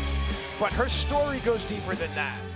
Left British Columbia, went down to Mexico, slept on the floor, tried to make it in the sport, toiled in Mexico, finally became almost like an icon, and then broke out here in the States, and here she is. Here we go. Going right at it, starting like a buzzsaw. D'Lo, as you know, I always like to harken back to the glory days of wrestling. And when I look at Deonna Purrazzo, the wrestling reminds me of Nick Bockwinkel. Wow, just very seamless and clean. Yeah, that is one of the great tacticians of this business, and to make that comparison is a nod, a tip of the cap, and quite frankly, a compliment. Nice double leg there. Taya is certainly going to have the upper body advantage. She's going to be stronger, but it looks to me like Deonna is going to have the lower vertical base advantage. What is Susan doing? Oh, gosh. It's Kimberly, who wherever Deonna goes, Kimber is never far behind. Dressed up tonight, did Kimber.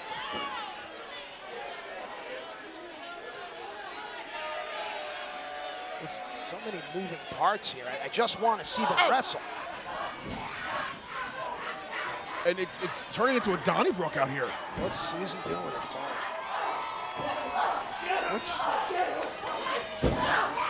The focus here, it should be on Deonna, I'm sorry, on Taya and Deonna. And it's everywhere right now. Is Susan recording this?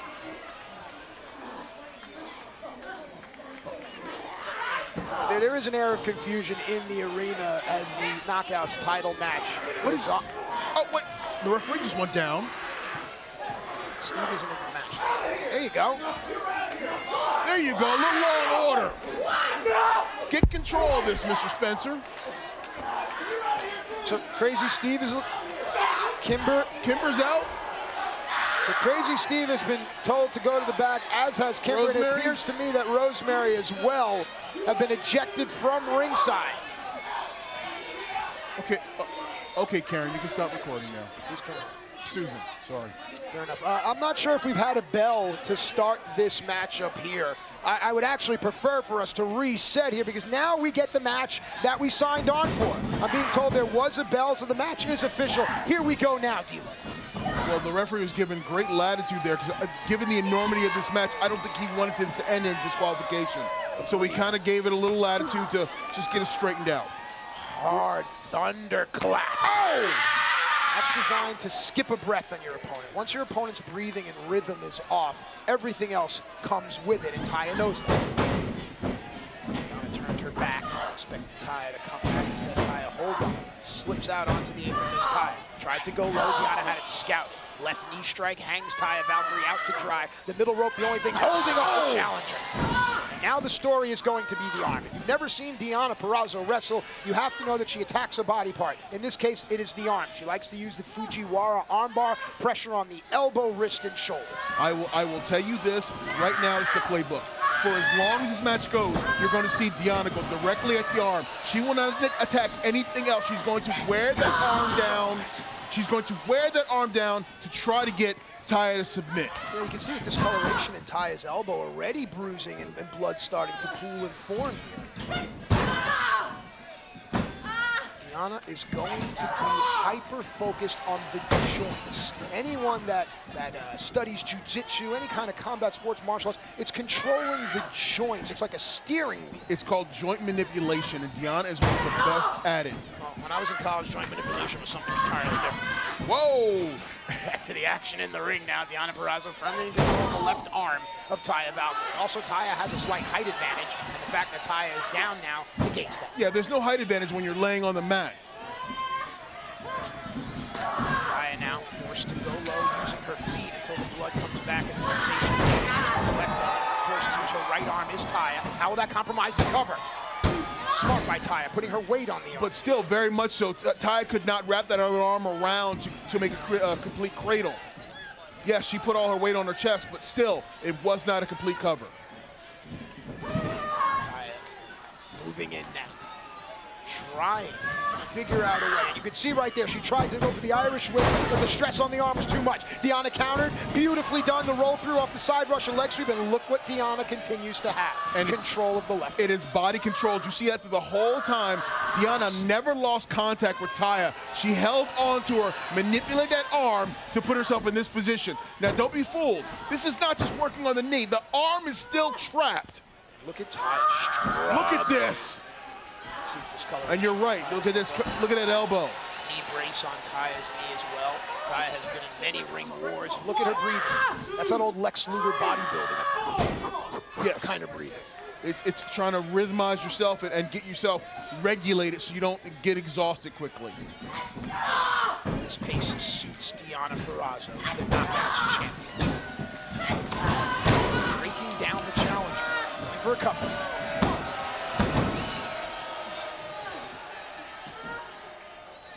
You can almost see Deonna thinking of what to do next, thinking how she's going to manipulate Taya's arm or leg. Was that a leg stunner? Systematic dissection, and we've often heard that. Beautifully done. It's a modification on a knee bar, and Taya has to be careful it doesn't turn into a heel hook. Yes. We've heard Deonna use this term cosa nostra, which translates to this thing of ours. Yes. And I think Deonna believes that this thing, the sport of wrestling, is ours, meaning hers. Yes, exactly. I agree. I totally believe. She is trying to prove that this is her business, her sport, her division. And she's the leader of the Knockouts division. She wants everyone to know it. Ladies and gentlemen, don't forget, still to come, Ethan Page versus Karate Man, Sami Callihan, Eddie Edwards, Barbed Wire Massacre, and then our huge main event.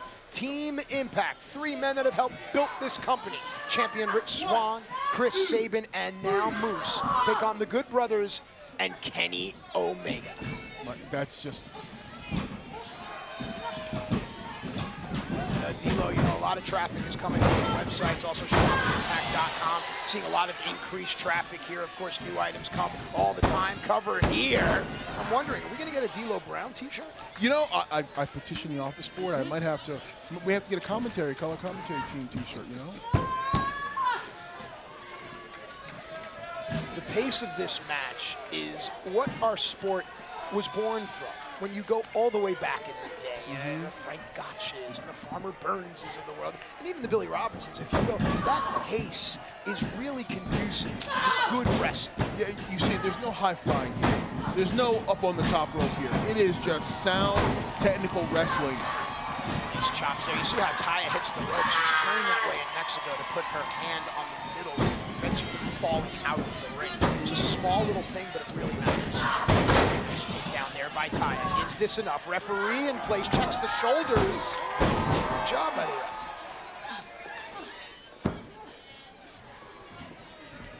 See Taya still favoring that arm there. And the knee. Yes, you can see there's a lot of punishment that's happened to the arm and the leg. And Taya's really, really feeling it. You can see Deonna giving up her back. In most combat sports, you don't want to do that. But here in professional wrestling, you do want to do that, because if your back is taken, then you end up with your shoulders on the mat.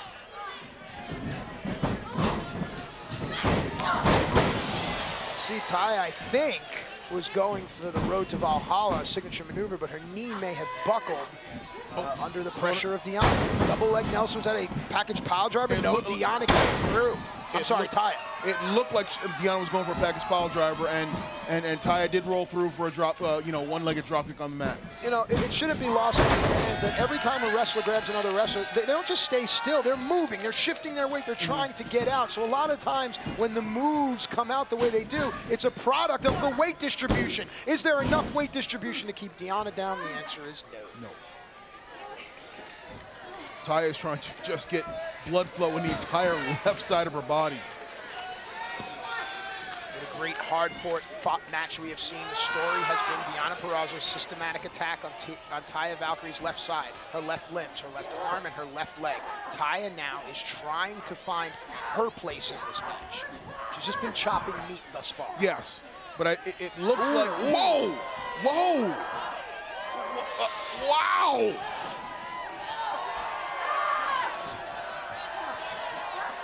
It looks like Taya's trying to get into the mind game of Deonna Purrazzo and put Deonna into this. Oh! That was just a curb stomp.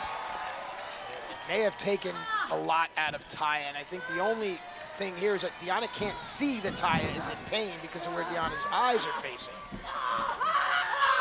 It's a modified STF there. Time-honored submission hold. And right now, Taya's just wrenching on Deonna's back. See Taya, if you get a shot of her hand, she has that S grip in there, D'Lo. It's the back of the hand is pushing onto the face and teeth of Deonna. And that's just added pain. Now your back hurts, and oh, by the way, my face hurts too. It's making it extremely uncomfortable for the champion as you see the long nails of Deonna Purrazzo. She makes a fist and continues to find a way to the rope. The champion resilient as ever.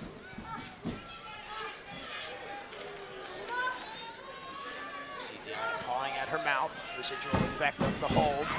Taya cannot even traverse the length of the ring, D'Lo. No, that leg is hurting badly. You see it wobbling right there. She can't even put full weight on it without it almost buckling. Is it blasphemy to suggest that you quit in a match like this? It's a championship match. Right. You go until that leg falls off. That's what you do. These two athletes battling it out. Jumping pump kick by Deonna. Oh. Taya comes back.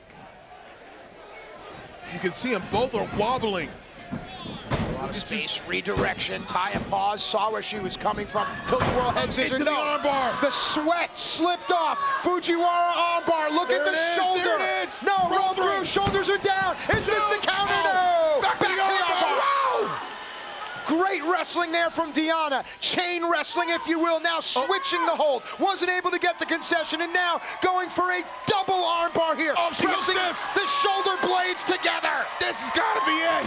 Taya Valkyrie, her entire legacy on the line, and she has just said, I quit.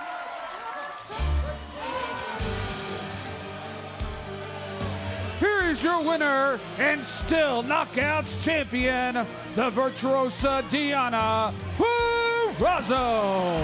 D'Lo Brown, we asked the question if you quit in a match like this. You said no, it's a championship match.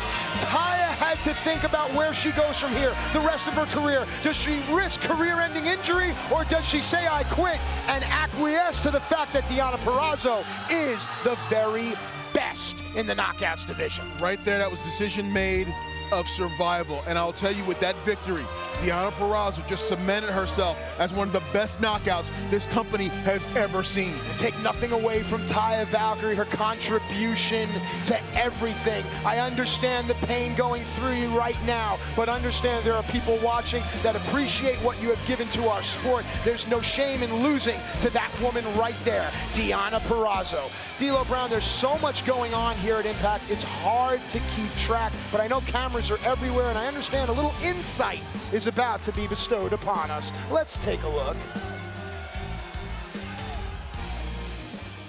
Hey, Bravo! Not you again, shut up! Listen, I hear what you're telling people in the locker room. You can't convince them. You're not gonna convince me. Larry D shot me. I know what I smelled. Bravo. You see the hat? Think I'm just wearing it just for fun? I don't know, maybe. Listen, maybe Larry D did shoot you. Yeah, he did. He's been set up. Oh, okay. You're conspiracy 101, right? What proof do you have? You don't have anything. Crazy guy. In case you haven't realized, I've been lurking through the shadows. And guess where I just came from? I don't know where. The Knockouts locker room. And look what I found. The Ring Rust Cologne. Whose bag did you find that in? Well, that's the interesting part.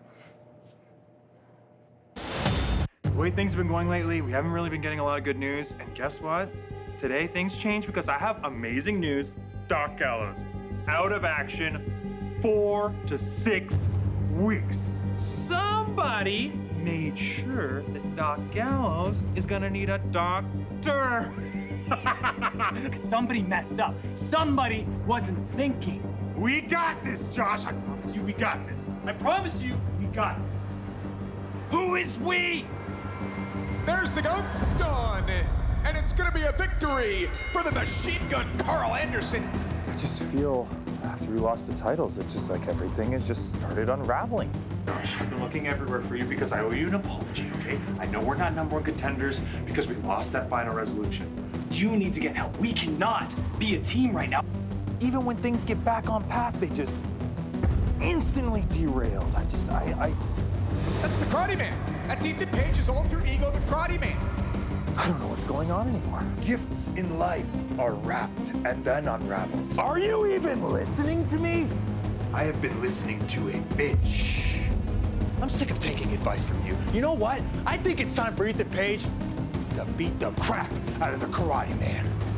We will do this on my terms. at Hard to Kill. Well, stranger things have happened. The Karate Man against Ethan Page. Pay no mind to the fact that they look exactly alike. This is going to be an interesting match on a historic night right here at Hard to Kill. Ladies and gentlemen, we present to you Ethan Page versus the Karate Man. Take a look.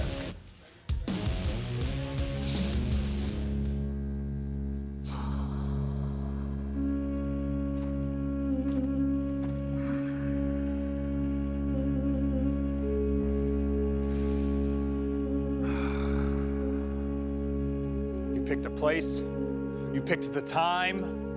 Well, Karate Man, are we gonna do this or what? Ethan Page, you are weak, you are stupid, and you are ugly.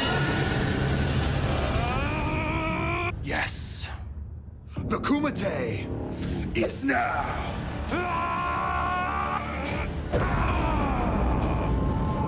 Karate Man! Is this all you got?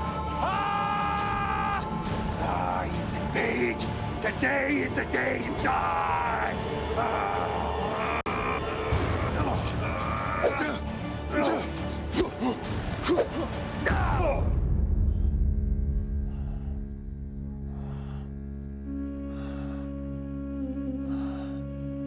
Impressive, you mother. What are you waiting for? Hey, Mitch. Hey, J-Bro.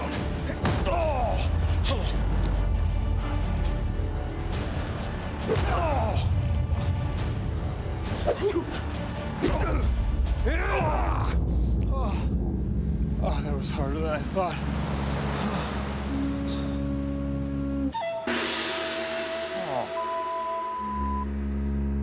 Karate Man has died 1,000 deaths, but he will never perish.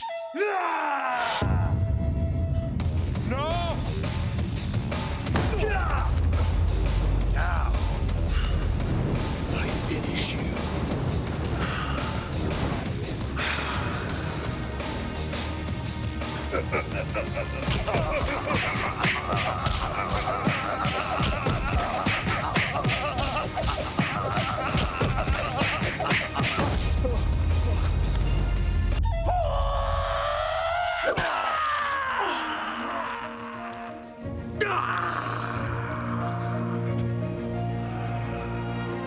Not so hard to kill.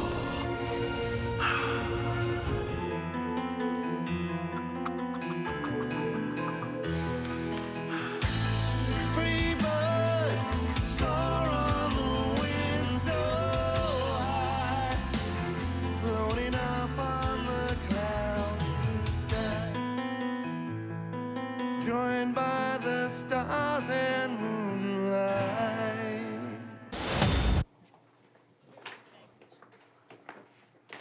Moose! Hey, my man. Whoa, what's going on here? You've been training hard. What is this, like a keto thing you got going on? Maybe you could give it, I mean, that's like an 8-pack. My God, you just keep getting better and better. Look at that, you're jacked. I mean, you look like you could still play in the league. They could use you right now, playoffs and all that. That's all I'm saying. Listen, I was looking for you. I wanted to have a little chat. It's funny we should run into each other. I was just looking over your contract here. You know, we got you another couple of years here. I mean, very excited, very excited. You're the future. You got a very bright, bright future here, Moose. And I know you're pretty jacked up about being in this main event tonight with Kenny Omega, the god of pro wrestling. And I'm excited too, because I said to Kenny, I said, Moose is just the best athlete we got. I'm so happy that you're in this main event. And I know that you're a smart guy, Moose. You like to look at the big picture, just like the invisible hand. So I think that you and I need to get kind of on the same page. All I'm saying is we got a long time ahead of us. Big future, 2 years, I got you here. Let's not cut off our nose to spite our face now. I'm just saying, I know you're excited about this opportunity, but I would hate to see things get out of hand here tonight. Kenny maybe gets hurt, something costs everyone a lot of money, and then we got this contract. I don't know what I would do with that then. So all I'm saying is, you know, I guess Maybe we brother it up a little bit tonight. You know what I'm saying? Look, you good with that? Good. I like it. I think it's fantastic. You're looking good, kid. I'm going to put in a word with Kenny for you. I'm going to talk to Kenny. I'm going to tell him. Don. Yeah. You of all people should know this about me.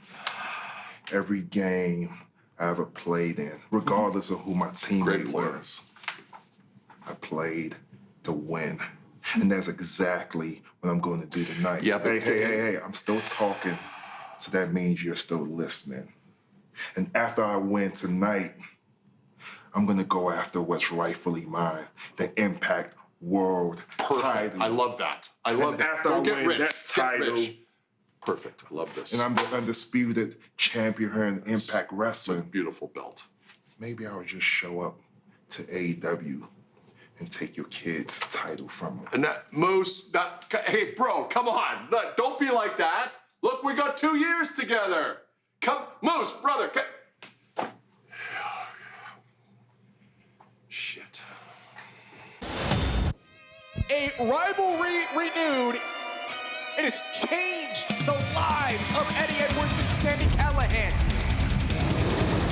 Sami Callihan tried to end the career of Eddie Edwards, and now Callihan with a throw. And what the world? There's Ken Shamrock. Here comes Ken Shamrock. There's an ankle lock. Snap, crackle, pop. Alicia Edwards sometime. What the? Where is he? Where's Callihan? Tennille's got Alicia. And Tennille steals one for her team. There he is. Oh, no. He's got that baseball bat in hand. Oh, the Callihan slugger. Cradle pile driver. Sami Callihan, his quest to destroy Eddie Edwards. Tonight, me and Eddie Edwards, one more time. Let me give you a piece of advice. If I were you, Eddie, I'd make sure my wife is nowhere around ringside. Eddie Edwards didn't wait for the match to start. He found Sami backstage and started this fight early. Their rivalry has spanned the past few years and has defined Impact Wrestling. After what we've seen these two men put each other through, I don't know how either one of them still have an active career. I don't know how they're still standing. And the hacker that is Callihan manipulating the lights. That's Alicia Edwards. Oh, and there's a shot by Eddie Edwards. He's got to go find his wife.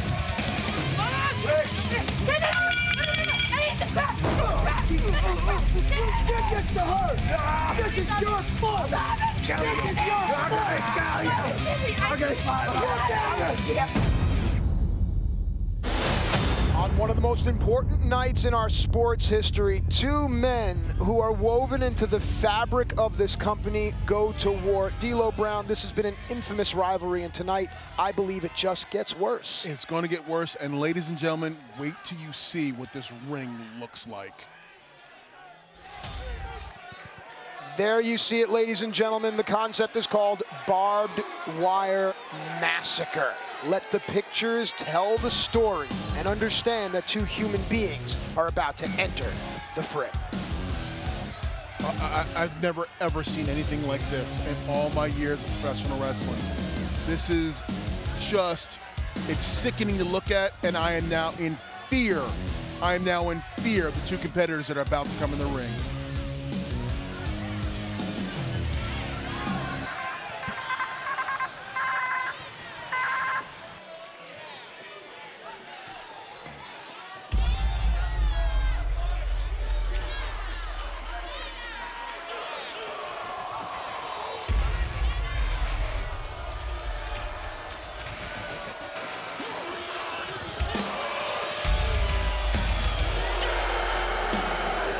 Ladies and gentlemen, this is the Barbed Wire Massacre. Introducing the participants first. From an undisclosed location somewhere close to anonymous Ohio, he is the draw, Sami Callihan. 16 years a pro, over 30 championships around the globe. He calls himself the most versatile wrestler in the world. Others call him maniacal. sadistic, ego-driven, but at the end of the day, he is still the draw, Sami Callihan. He is a draw, Sami Callihan, and he's sick and sadistic, and he fears no one, and some say he does not feel pain. Tonight we're gonna test that, because that ring has pain written all over it.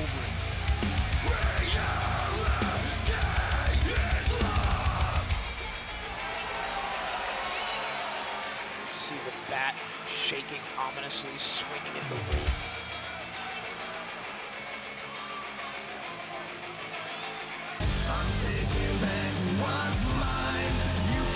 His opponent from Boston, Massachusetts, Eddie Edwards. Nearly 20 years of pro in the sport of professional wrestling, a two-time Impact champion, but this man cut his teeth in the rings of Japan in pro wrestling. Noah and D'Lo, you know, the mileage that puts on the soul, the scar tissue, that's immeasurable.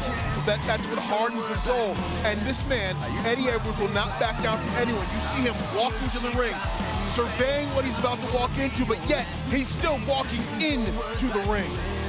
Great point. Eddie Edwards, of course, great friends with Tommy Dreamer. I'm sure Tommy Dreamer spoke to Eddie about a show called Born to Be Wired that featured Terry Funk and Sabu. It was a violent, carnage-filled match. Eddie Edwards has to know what he's getting into. His wife has to know what he's getting into. His kid at home has to know what he's getting into. D'Lo, your thoughts? Right now, if I'm Alicia, wherever she's at, I know she's probably watching. She has to be watching. Or maybe she can't even watch, can't even stand to watch it. But I know she is scared for her husband's safety. I know she is fearful of what may happen. How much should be paid, how much attention should be paid to the fact that Eddie Edwards is an angry fighter, and an angry fighter is a sloppy fighter. Can you afford to be sloppy with Sami Callihan? You can't be sloppy, but an angry fighter is also a dangerous fighter, and never lose that perspective there. Eddie Edwards and Sami Callihan are both dangerous individuals inside that squared circle. There's a deep and rich history here. Sami Callihan nearly ended Eddie Edwards' career with a bat to the eye. And then just a few short weeks ago, did it again. Now there's the old saying from Exodus, an eye for an eye. It appears in Leviticus and Deuteronomy as well. And it means that an eye is worth just as much as an eye. And I think people sometimes misconstrue the saying, but here it applies. It does apply. Oh! Careful. Look at Sami, though. Completely just unbothered. Just didn't even care if the barbed wire just falling on the scrape was on. Eddie Edwards will attempt to use the Boston Knee Party. It is a signature trademark maneuver of his, of course, the homage to his home in Boston, Massachusetts. Collar and elbow tie-up, which seems strange in a match like this, D'Lo. It does, but it seems like they're both men are trying to feel it out. And it's about the intimidation factor. Yes, it seems a little weird with a collar and elbow lockup in this type of match, but still, these two know each other so well. I don't think there's any new tricks they can show each other. But they don't know each other in this environment, so it's a reintroduction, and I think that's important, and we shouldn't lose sight of that. Also, the ropes no longer come into play as they normally would. Everything is different. Yeah. Oh, there it is. There it is. First touch of the barbed wire. I'm not so sure that leather vest protects Sami Callihan. No. And how about both guys? Normally you'd see in the old Texas death matches and things, the guys come in fully dressed. Both of these guys showing flesh. I don't think either are afraid to spill blood and leave flesh behind for their legacies in our sport. No, I think they're both willing to leave it all in the ring tonight to prove a point that I'm going to beat you or you're going to beat me, but somehow this rivalry is going to come to an end tonight. You know, the rest of the locker room watching this. There are monitors all over the building. Of course, with protocols in place, people aren't congregating, but the entire locker room looks to these two as the guys right now. Yes. But just like every nature show, the lions, the wolves circle, don't they? And eventually the lions, their place is taken. Look at that picture. My goodness, that just, you can already see the blood flowing. Oh my goodness. What does this do to your career, D'Lo? We mentioned Sami Callihan, about 16, 17 years a pro. Eddie Edwards, nearly 20 years a pro, just over that. A match like this at this point in your career, why? It shortens what's left of your career. It shortens it down. This is the equivalent of 50 matches, what you're about to put your body through, what you're about to endure. But to be willing to do it. And both of these guys, they don't need to prove anything anymore in this sport. I think that's a safe assumption here. But the fact that they're willing to go into this match, I think it shows the hatred, the literal pure vitriol that they have for one another. Yes, no, they don't have to do it, but they need to do it. They need to do it to prove it to each other, because this rivalry has spanned over 3 years. It is the most violent rivalry in the history of Impact Wrestling, and somehow, some way, it has got to end. Sami Callihan wearing the boots of war and very smartly, astutely, sends the barbed wire board out of the ring. Sami Callihan constantly thinking at all times. Ladies and gentlemen, I've just been informed that we have cracked the top 5 trend on Twitter. Hashtag hard to kill. D'Lo Brown, what do you think?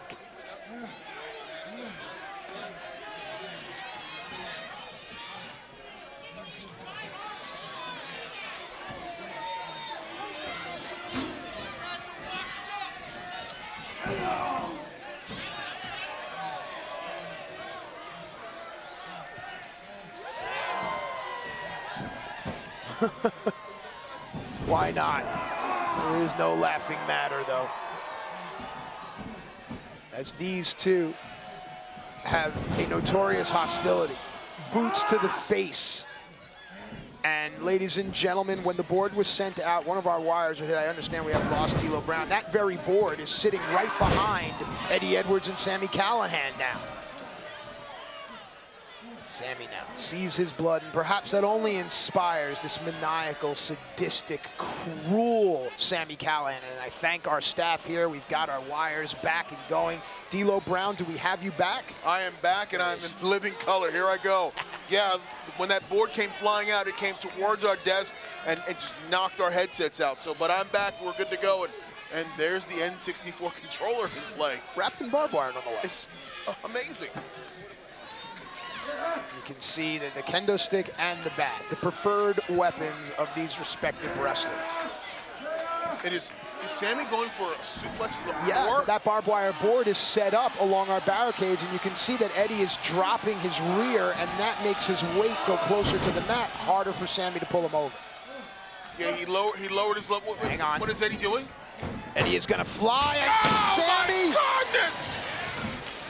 Sami Callihan is outsmarting Eddie Edwards. It's not because he's a better wrestler, it's because Eddie Edwards is fighting angry, and Sami's a master manipulator. He knows that he needs an advantage, and this is the advantage, and look, Sami just reveling in it. Well, you had referenced it earlier that Eddie sometimes is reckless because he's angry. That is a moment right there he was reckless. He just wanted to go inflict damage on Sami, and it backfired. But it's reckless because Sami made it. Yes. Let's take a look again, and there's the impact. Landing hard on his lower back, and now back to the live action, pressing down on that very lower back. Look at that, and ramming the barbed wire into Eddie's back. You know, you don't have to like Sami Callihan, but you have to respect him. Oh, without a doubt. Oh! Cactus elbow onto the floor. This rivalry has reached a crescendo. Barbed wire massacre. Timing is everything in our sport, folks. This is just, quite frankly, disturbing. Eddie Edwards is laughing. He is laughing at the pain. Let's take a look one more time. I called it the cactus elbow because that's who made it infamous, as you saw a little bang bang from Sami. You know, you think about the influence of what is called the death match, if you will, or hardcore wrestling, and it really has forged a spot in our sport. I know a lot of purists may poo-poo it, but at the end of the day, to be a quote-unquote hardcore wrestler, not implying that both of these guys are, but being able to do it, it makes you versatile, right? Don't just have a fastball, have a curveball, have a slider, have a change. It makes you multidimensional in this business, and there's nothing wrong with that. And I am not opposed to hardcore matches like this. particularly in this situation, this instance, with a rivalry that's gone through every gambit, that's gone through every incarnation of a match. There's got to be some way to end this, and you elevate up. The stakes are higher, so you need this type of match to end this rivalry.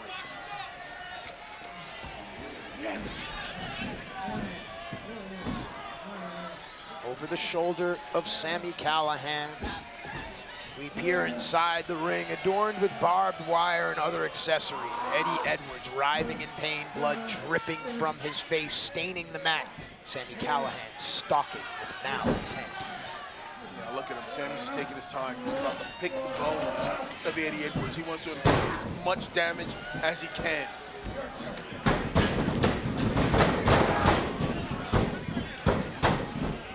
Eddie looking around. Where do I want to put him? Where do I want to hurt him? Oh!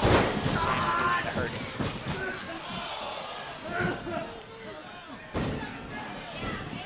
And you can just see the scars forming, the cuts, the abrasions, the blood. Well, I mentioned it at the top of the show that this rivalry has scarred the flesh of Impact Wrestling. And I think it's appropriate that a match like Barbed Wire Massacre now embodies that.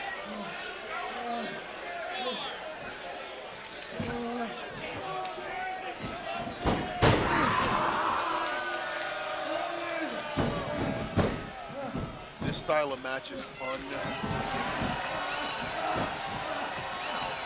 Thank you, Eddie. All night long, we've been touting the sport of professional wrestling, but there comes a time where that devolves and it unravels. Eddie Edwards is a better wrestler than Sami Callihan. Is that a fair statement? Without a doubt, yes. So what does Eddie need to do to change the momentum in this type of match? He's got to get control and just control this match. He's got to, like right now, this is where Sami flourishes. Look at this. Oh my goodness. I am at a loss for words. I'm at a loss for words. Sami Callihan has been so vicious throughout this match. Here is just one example. Turning over a suplex, dumping Eddie onto the top rope, strewn in barbed wire, and then whipping Eddie Edwards with a video game controller wrapped in barbed wire.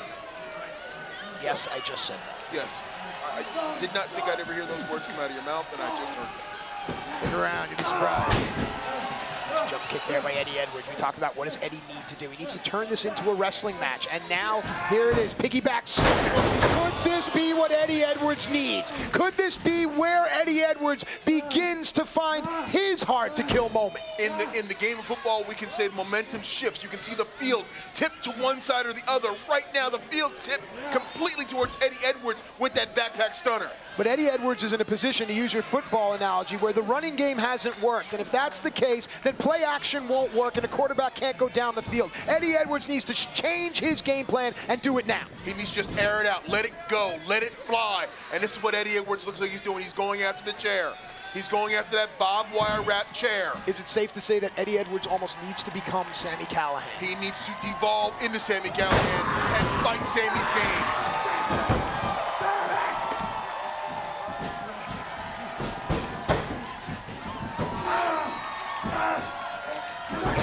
Going for it, Sami able to block it, and there, Thunder Bomb! I'm immediately reminded of Jun Akiyama there. On the barbed wire chair. You see how he's covering him? And again, I love the international influence. We talked about Eddie's experience in Japan, and I think it's okay to mention wrestlers all around the world because it puts moves into context. Absolutely. Did you see the way Eddie was trying to cover there? He wasn't covering to win. He was covering Blue Thunder Bomb right here. If we see the cover, he wasn't covering to win. He was covering to inflict damage with that barbed wire. Smart, great observation. That wasn't about getting the victory right there. It was about inflicting damage. Now Eddie, with a barbed wire steel chair in hand, tosses it aside. Sees that Sami Callihan is in a precarious position here, trapped between the ring ropes and the panel of the steel cage. Oh! And again, Sami out-quickens or outsmarts Eddie Edwards. He baited Eddie in, and Eddie took the bait and just went head first into that siding of the steel cage. Look, Eddie Edwards isn't that much better than Sammy, but he is better, and Sammy knows it, and he has to even the playing field. Barbed wire massacre isn't enough. It has to be a mental game for Sami Callihan to succeed. Sammy is being very cerebral right now. He is in Eddie's head. He's in his head. Oh, he's also in his yes. No disqualifications, obviously, if you haven't figured that out by now. Eddie Edwards, what a career. And if it ends like this tonight, he has nothing to be ashamed of. Sami Callihan, on the other hand, will maybe one day look back with some remorse. No, I don't think he'll ever look. This in good and evil is a matter of perspective, and in Sammy's perspective, he's doing what's right. He'll never look back on this and say, "Oh man," with any kind of remorse. Oh, that's interesting. When we ate from the tree of knowledge, we as humans decided what was right and wrong, and thus the world went to hell in a handbasket. Notice there, look, Eddie has barbed wire cuts on his ankles, on his calves. We talked about exposing flesh in this kind of match. Eddie's lower extremities are suffering. Look at, they're both ripping barbed wire off the cage. What's hanging?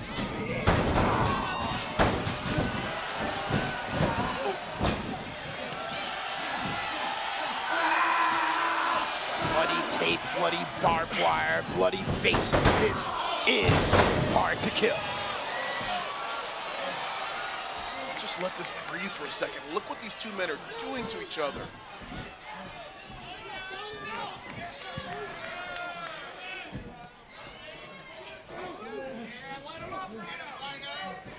Sammy's crawling over. You almost have to admire the determination. You have to admire it. And neither man is going to back down. They both want to end this. Sammy with the kendo stick, wrapped in barbed wire. That is the preferred weapon of Eddie Edwards, and in a juxtaposition, Eddie now has a preferred weapon of Sami Callihan. And they're squaring off with each other's weapons.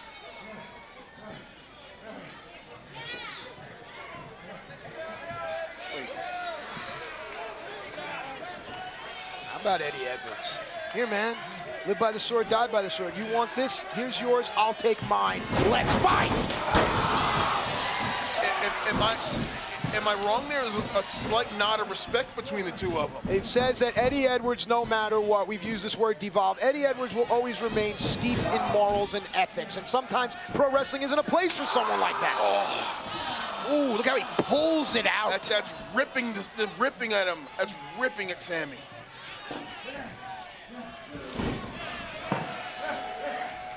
Oh! Referee Brandon Toll right there checking on Eddie Edwards. We talked about it in the Taya Deonna match. When is enough enough? Eddie just got guillotined by that chain that's just strung from corner to corner. Wow. In full disclosure, I'm going to let the world know you jumped out of your seat when that happened, because that's not something that you... Well, I mean, look and listen. Look at this.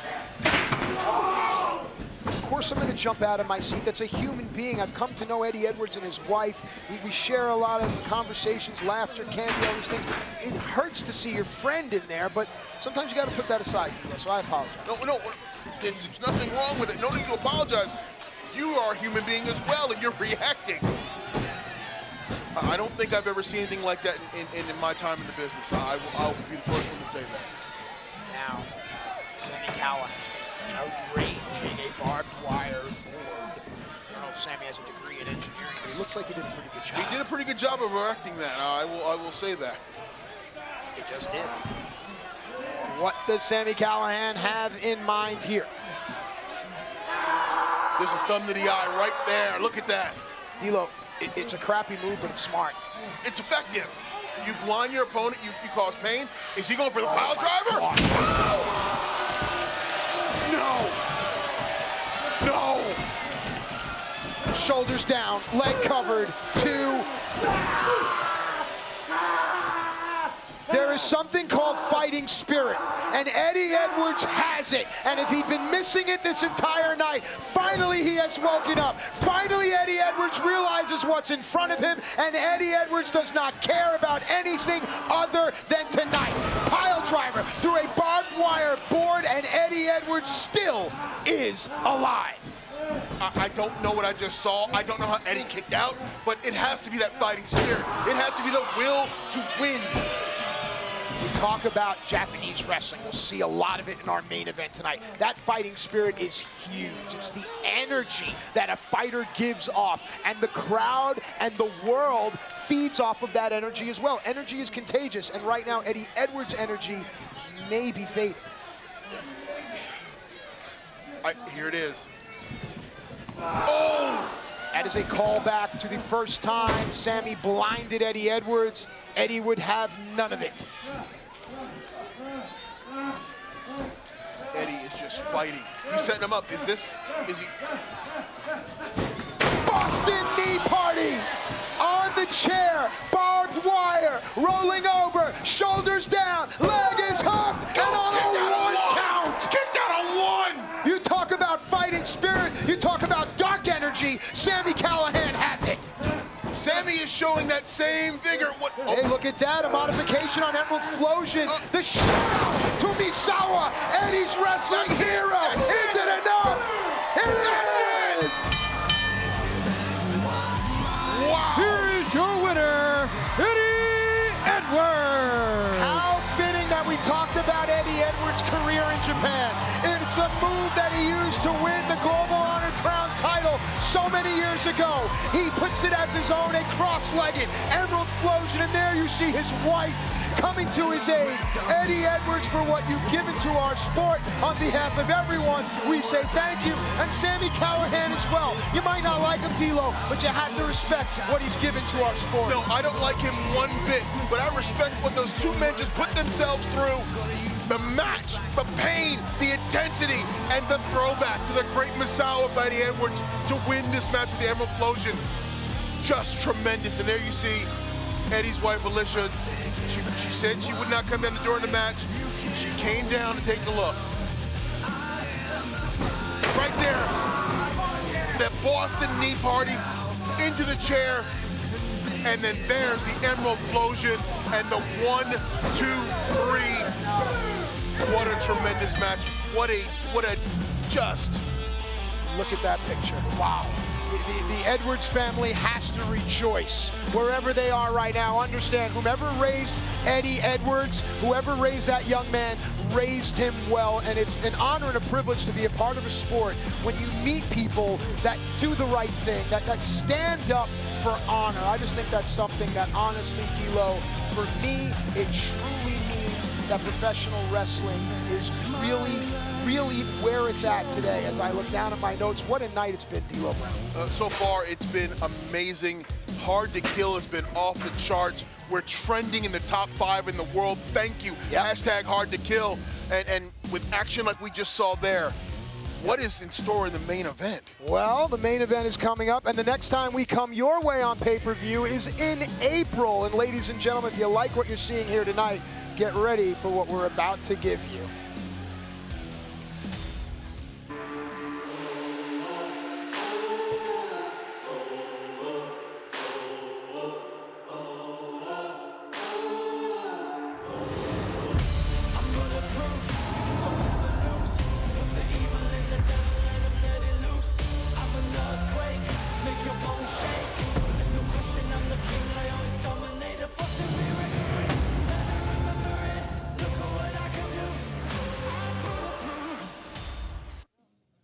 Ladies and gentlemen, cannot wait for April. Ladies and gentlemen, this entire night has been built around a concept, and that concept is our main event. What it has done to the sport, our sport will never be the same. Let's take a look at this story. Ladies and gentlemen, Hard to Kill is trending. We're making history in the greatest sport in the world, professional wrestling. I've known this man since he was 10 years old, and I watched him as he became a world-class athlete. I watched him as he became the best wrestler in the world. I was there like an invisible hand. You see, Kenny and Don Callis, we're family. You were on Impact Wrestling on Access TV with that belt. What we do is change history. All the paradigms are being broken. It was all part of the plan for me to come to Impact Wrestling. It was all part of the plan when Tony Khan invited me into his house very graciously at Kenny's request. Don Callis has led a screw job here and taking advantage of Tony Khan's hospitality. Welcome to the wrestling business, kid. We just been jobbed. All the paradigms are being broken. That's Kenny Omega's boss. Kenny Omega, he's here. Carl, tonight I got you one-on-one. And you know, we're gonna give you a little preview of what it's gonna be like when you lose those tag team titles to us in the future. You don't talk to the 2012 G1 finalists like that. You get him. Go get him.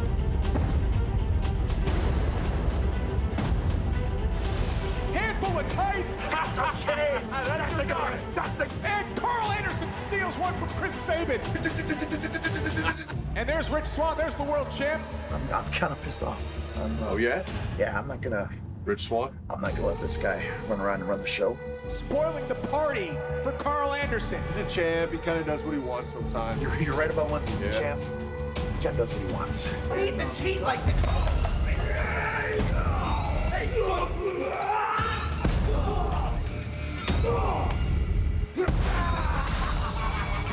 Hey, Rich, this may be your house, yeah? You may be the champion. As long as you're a wrestler, this is my world, and you're just living it. There are certain things in life that are just out of our control, and unfortunately, my ability to compete at Hard to Kill has been dropped into that bucket. I owe an apology to Chris Sabin. I owe one to Rich Swann. I owe one to the fans, and I owe a receipt to the Good Brothers and Kenny Omega. Moose, bro! I tried to get a hold of really? you. Moose? What do you mean you tried to get a Rich, hold I of me? understand. I didn't get no phone call. I didn't get no email. This is the guy that beat the crap out of Willie Mack, one of my best friends, dog. And you expect me to stand alongside this dude, a fake world champion? A dude who carries the TNA world title? Do you want to win this match? Do you remember lying out on the ground out here when those guys jumped you? You need somebody that can have your back. And if there's one thing that he loves more than himself, is winning. I'll work with Moose. But I hope you're right. I hope this is the right decision, because we know how unstable Moose is. Got this, Rich. The moment we have been waiting for is finally upon us. We thank everyone for joining us around the globe. This is the night that you have waited for. From that cold December night on an AEW broadcast to right here, we are Hard to Kill.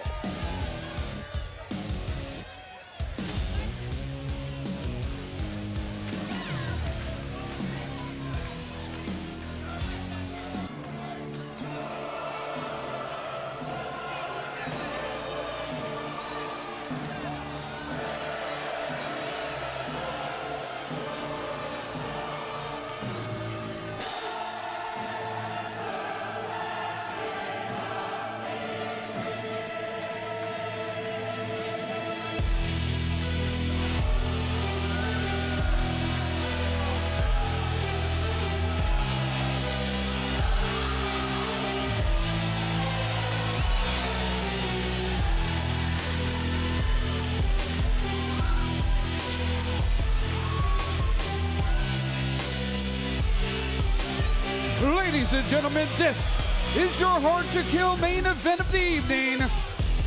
It is a six-man tag team contest scheduled for one fall. Introducing team number one first. He is the TNA World Heavyweight Champion, Moose. He stands 6 feet 6.5 inches tall. He weighs in at 270 pounds. He has dropped 20 pounds. He truly is hyper-focused on being the best. Drafted in 2006 for the National Football League, it wasn't rough enough for him. So Moose found the sport of professional wrestling, and he is here tonight at Hard to Kill.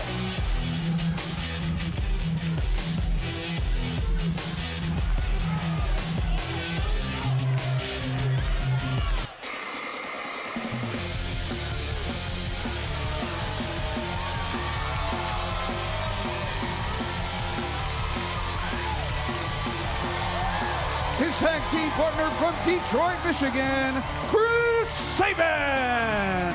With 20-plus years of experience, this young man certainly has left an indelible mark on our sport. He is a former IWGP Junior Tag Team Champion, and the reason that statement carries weight is because he did it with Alex Shelley, who was supposed to be in this match, now is no longer in this match. So D'Lo Brown, Chris Sabin has to find a different gear. I certainly believe he's capable. Oh, I have no doubt that he will find that gear and he will execute it to perfection. I have no doubt.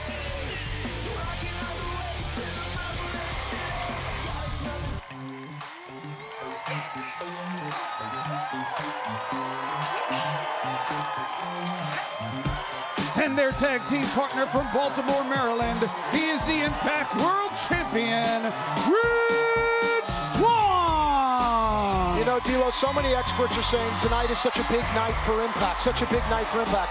I think tonight's a big night for AEW as well, because their fans and their champion get to see the very best wrestler in the Impact locker room. They get to experience Rich Swann, and I don't think that's something people should sleep on. Absolutely. The AEW fans get to see the best that Impact Wrestling has to offer. The world gets to see the best that Impact Wrestling has to offer, and right there, you're looking at him, the Impact World Champion. Nearly 20 titles, none more prestigious than the one he captured recently. Of course, the Impact title. Rich Swann, trained by our friends Adam Flash and Ruckus, shouting out some of those old Maryland and Northeast names.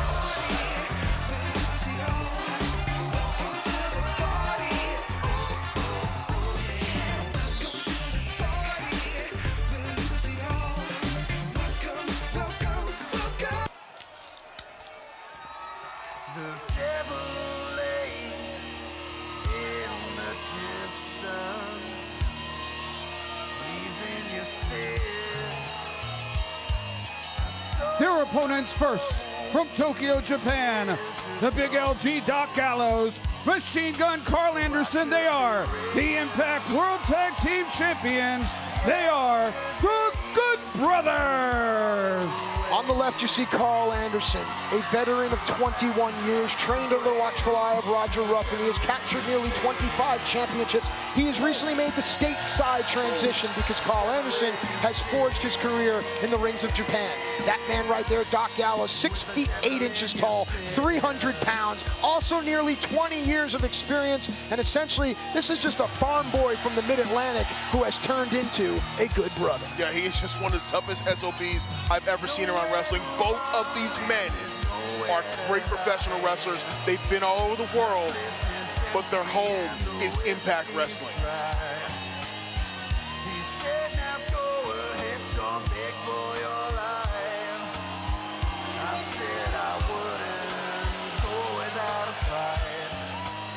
Now we wait for the moment that people will remember. They will tell their children where they were the night Kenny Omega stepped inside of an Impact Wrestling ring.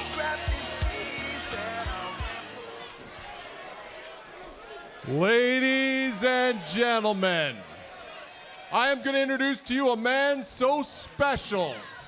There is only one person on earth that has the linguistic capacity to do a proper introduction. This man is a legend in his early 30s. Gotch, Hackenschmidt, Fez, Race, Flair, Hogan, all pale in comparison and are all insects in the shadow of the god of professional wrestling. Ladies and gentlemen, from Winnipeg, Manitoba, Canada, the wrestling capital of the world, at 224 pounds, he is your AEW World Champion, Kenny, by God, Omega!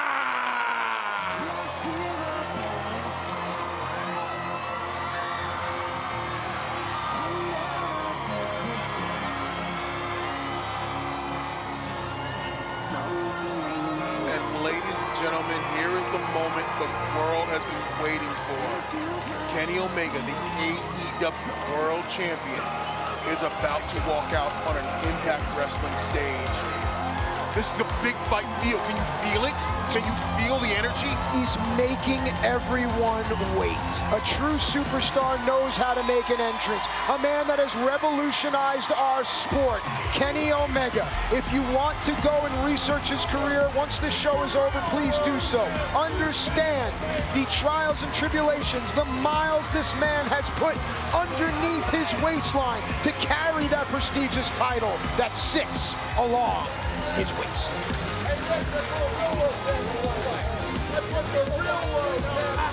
Kenny Omega from Winnipeg, Canada, giving all young kids in Winnipeg another athlete to look up to. Back in the day, they grew up looking at Dale Howard-Schuff, or maybe now Blake Wheeler. Now you look at a guy like Kenny Omega, and you have something to attach yourself to beyond the great sport of hockey.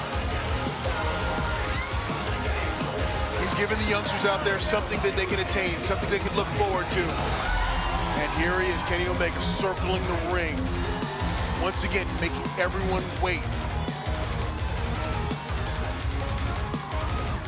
Ladies and gentlemen, all I can say is just sit back, let's watch, and let's see how this plays out.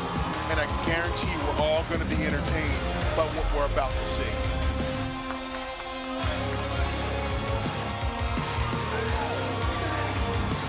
Having someone like Kenny Omega in this match, it changes everything.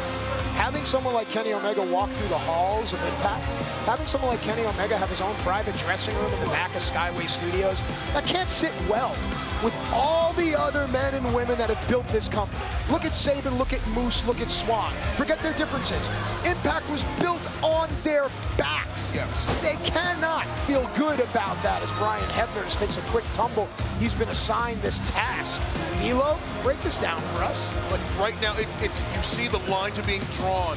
On one side, you've got Moose and Sabin and Rich Swann, and they're standing up for the pride of Impact Wrestling. And on the other side, you've got the Good Brothers, who are almost turncoats. And by God, Kenny Omega coming to prove that he thinks AEW is the more powerful, more prestigious championship and company. This is going to be one hell of a battle. I don't see a chess match here. I see a bunch of fists flying and feet flying and clotheslining and people getting the snot knocked out of their mouth. And this is going to be one hell of a match.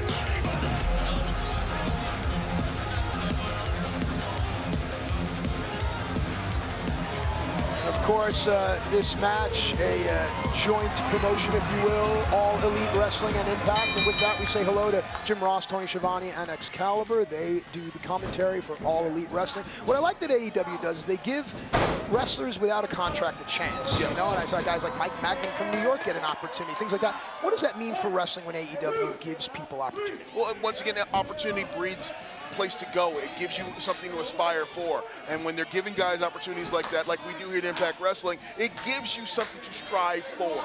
So my hat's off to them. I tip my hat to them, but, you know, collar and elbow lockup. See Carl Anderson controlling the arm of Chris Sabin. Both of these guys have made careers as tag team wrestlers, but make no mistake, they are equally as effective on their own. Sabin goes through the pressure, the athleticism of Chris Sabin into the arm drag. You see Sabin elevate the pace of the matchup real quick and take Anderson out of his game plan, because Anderson wanted to slow this match down, grind it down, right. And Sabin had nothing to do with that. You know, we saw Don Callis trying to pander to Moose. My question is, what becomes of the useful idiot when he is no longer useful? It wasn't rhetorical. You know, he gets thrown out the pasture. Carl Anderson controlling the wrist of Chris Sabin, sends him into the turnbuckle. Sabin using the bottom ropes to get away. Hits the opposite side, ducks the clothesline, and now a deep arm drag from Chris Sabin. Nice head scissor counter there by Carl, and back to the headlock takeover. This is evenly matched, Brown. Absolutely, right there you see a standoff. Both men are evenly matched. So I always try to watch a wrestler's belly, their midriff, see if they're breathing hard. Carl Anderson hasn't cracked a sweat. No, he cut his teeth in the dojos of Japan. Cardio is the one thing they do over there better than anybody else. And now here, because Moose is in this match, this part of the match changes. The big men, here we go! Gallows on the move. This is more about machismo and bravado than anything else, D-Lo. How often do you see someone look eye to eye with Gallows or eye to eye with Moose? I mean, look at them. They are both 6'6" monsters. See, Gallo has a much longer strike range. Moose likes to use the forearm of Gallo with the Hefe uppercut and some sign language, and Moose will have none of it. You have to also remember that the brothers came into this company not too long ago. They commanded big money, big contract. That can't sit well with guys that have laid their lives on the line for Impact. Yeah, absolutely. It's got to rub people the wrong way in the locker room where you see you worked and you toiled and you built this company, and these two guys come in with all the fanfare and get the big contracts and get all the opportunities, and then they turn their backs on the company they came to. Here we go, the Patrick Laine of wrestling. All my hockey fans out there, and you see the T-shirt. It references a movement. Now, a few weeks ago, 5 men stood in the middle of the ring and held up a universal sign, and I have heard a lot of people say that that moment allowed them to forget the negative themes that have been thrown at us this past year and reminded them that the common denominator amongst us all is that we all love professional wrestling. And that's an important thing. That's what we're all watching tonight. That's why you and I are here tonight. We all love this business. It's boiling down. To your point, it was only a matter of time. Here we go. And let's not forget that the concept of that group that we're talking about was foreigners infiltrating, and I guess art imitates life because that's going on. Well, they're technically foreigners, invading our territory here at Impact Wrestling. So look at Kenny, so smart. Front chancery on Rich Swann, the champion. The fact that these two have touched is monumental in and of itself. Carl Anderson now in, stalking Rich Swann. I will ask you this, Striker. Did you ever think you'd see the day when you would see world champions from 2 different companies in the same ring at the same time? Look, as a kid, I grew up reading wrestling magazines, and I remember Bob Backlund wrestled Harley Race, or Nick Bocklund would wrestle. That, to me, was always special. And Rich Swann is a special wrestler, as was displayed right there. Taunting Kenny, tag made, here comes Chris Sabin. Oh, looks like Moose is coming in as well. Moose just said, "The hell with it, I'm going in." Well, I think that's smart. Again, remember what these 3 men are fighting for. They're fighting for the honor of Impact, but they're also fighting for the respect of what people have given to this sport. You cannot walk into a locker room anymore and expect something to be handed to you. And D'Lo, I think those old antiquated mores, those old, oh my God! Oh my, what the hell did I just see? Cover! The point I was going to make is those old ways are gone. Guys like Moose now are the sport. Walking in, giving the limp handshake, or giving up your seat, or carrying someone's bag. I get the respect, but the sport is evolving, and these 6 men are right here, right now, at the height, the zenith of it, if you will. Absolutely, they're right at the leading edge of what this business is evolving to. Is it zenith or zenith? Zenith. Not fair. Let's okay, if you're Canadian, zenith. Zenith so many times. And, you know, it's been interesting. Moose has been working well with Swann and Sabin, as evident by the pictures on your screen, and then this. And this, just one of the most athletic things I've ever seen from a man 6'6", 270 pounds, to a standing moonsault. You know, Moose said something interesting, that he played in the NFL with guys he didn't like, he played in the NFL with guys he hated. But once that whistle sounded, they were all his brothers, and I think that mentality applies. Without a doubt, you can see it's about winning the match. Hang on, is this enough here? A backbreaker from the All Elite Wrestling champion. D'Lo, I got a question for you, and I know it'll probably, cause some controversy, but hey, is Kenny Omega pound for pound the best wrestler in the world? You know, many people debate, you can debate either way. I've seen him go out there and have some of the best matches in the world in Japan. And he's gone there toe-to-toe with some of the best wrestlers in the world. By God, Kenny Omega is one of the best out there. That's Don Callis. Don Callis, he can't stay away from the mic, can he? But he brings up a good point. You know, look, the brothers are a tag team. They understand tag team wrestling. Sabin is without Alex Shelley. So, of course, the brothers are going to control the ring, cut it off. Look where Carl Anderson is. He's between Sabin and his corner. It's basic, it's rudimentary, but it works. And it's perfect positioning. You see that right there, Carl Anderson's got his back to his opponents because he knows his teammates are watching his back. Omega nodding in approval. He knows the brothers so well. Big boot now. Sabin continues to fight.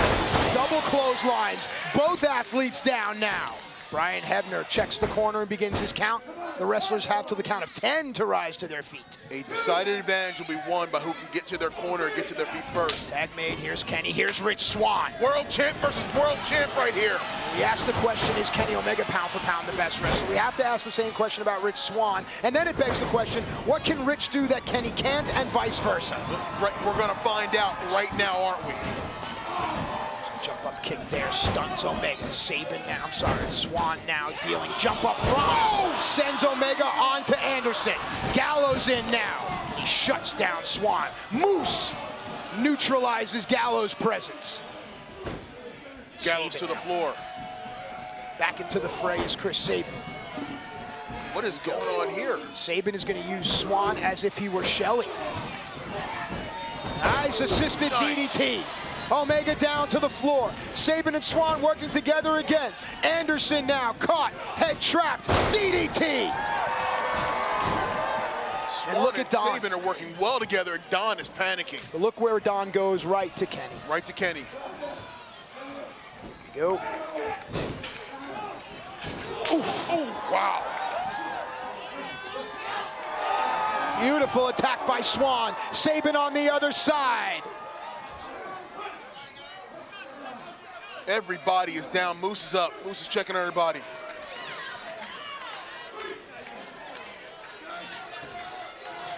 Swann back to Kenny Omega. To me, this is the money match. I think this is the match that people want to see. Take a look at our world champion taking out the All Elite Wrestling world champion. Frog splash blocked by Kenny Omega. Take nothing away from Kenny. I understand that he has the quote-unquote outsider stink on him, but Kenny Omega is a bright, talented young man, and whether you like him or not, you have to respect the fact that he loves wrestling. He loves his fans. He interacts with them all the time. That's something that's hard to dismiss. Without a doubt. I mean, Kenny Omega is one of the best wrestlers on this planet, bar none. No mistakes about it. He does interact with his fans. He cares about this business. You may not like him. You may not even respect him. Oh boy. But he's damn good. You know, we're using these terms, world champion. And all around the world, different companies have their champions. Over in New Japan, Ibushi is the champion. He's actually a dual title holder. A lot of people talk about the connection between Ibushi and Kenny Omega. I think it would be interesting to have champions from all around the world compete here on Impact Wrestling. Perhaps maybe a tournament on paper. Oh, I would love that. Okay, Chris Sabin I would love to call that.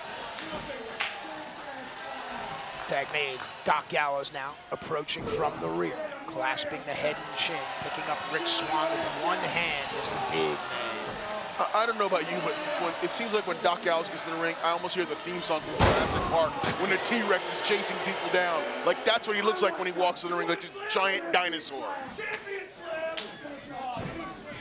These three men have stood in rings around the world. They stood in rings in a Tokyo Dome, in Hanover, Germany, and now here in Nashville, Tennessee, Jacksonville, Florida. Everywhere they go, their wrestling is a universal language.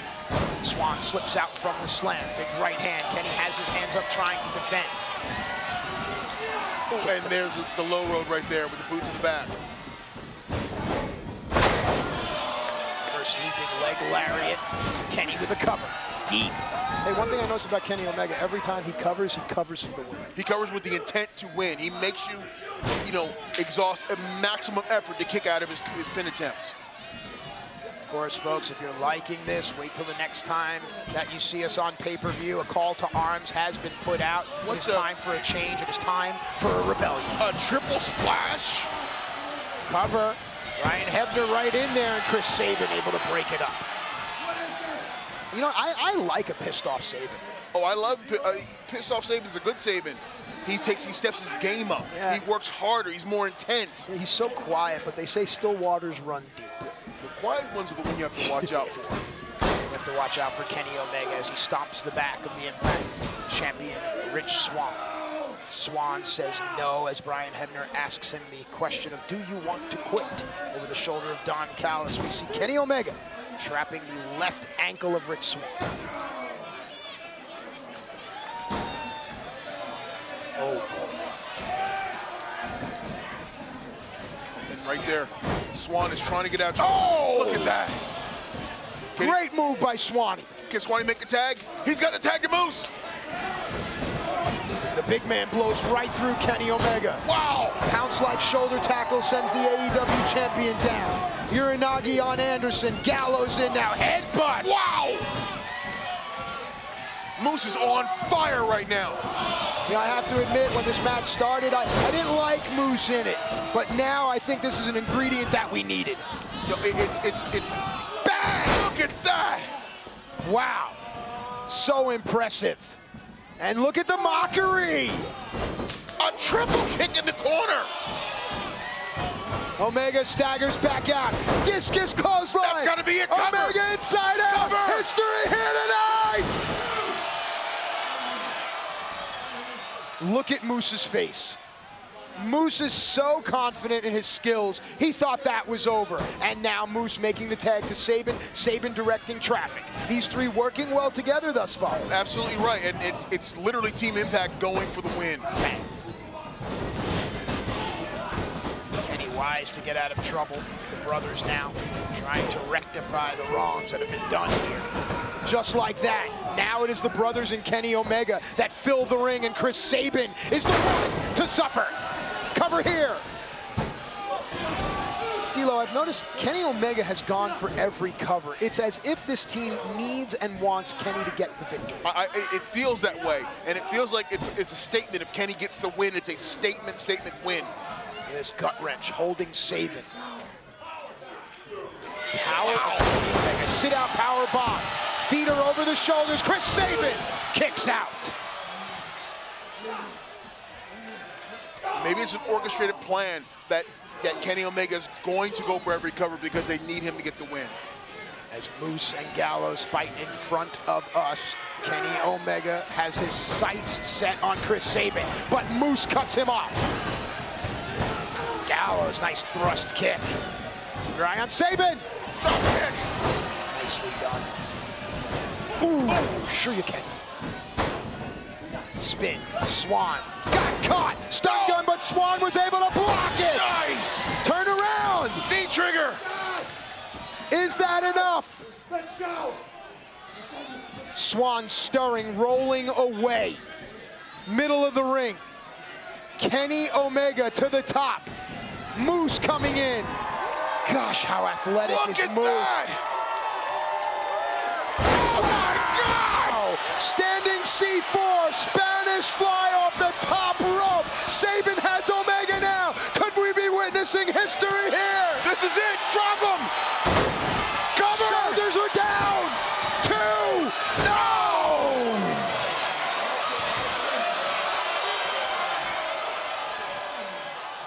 My goodness. Ladies and gentlemen, 6 of the finest athletes in our sport giving you everything. Let's take a look at the replay. Look at this. Look at the athleticism from Moose. The Spanish fly up the top. My gosh, look at the impact. Oh, look at that. It's just crazy that man that big can move as nimble as he can. See Kenny Omega now struggling to make the tag. Sabin trying to stop him. The long arms of Doc Gallows come into play. Hands up now. Ooh! Roundhouse shin kick. Let's see what the brothers have in mind here.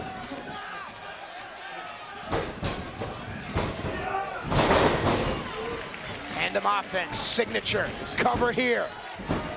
No! Hutski almost had it there. Yeah, that was close.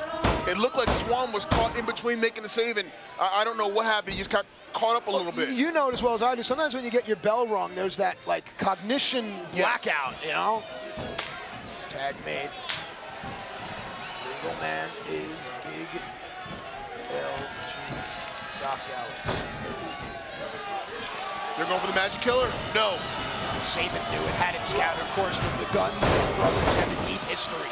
Sabin now has only one man that he needs to get to, and it's fitting that it is the world champion Rich Swann. You see his hand outstretched. Sabin crawling now. Tag made to Kenny Omega. Tag made to Rich Swann. These two renew hostilities.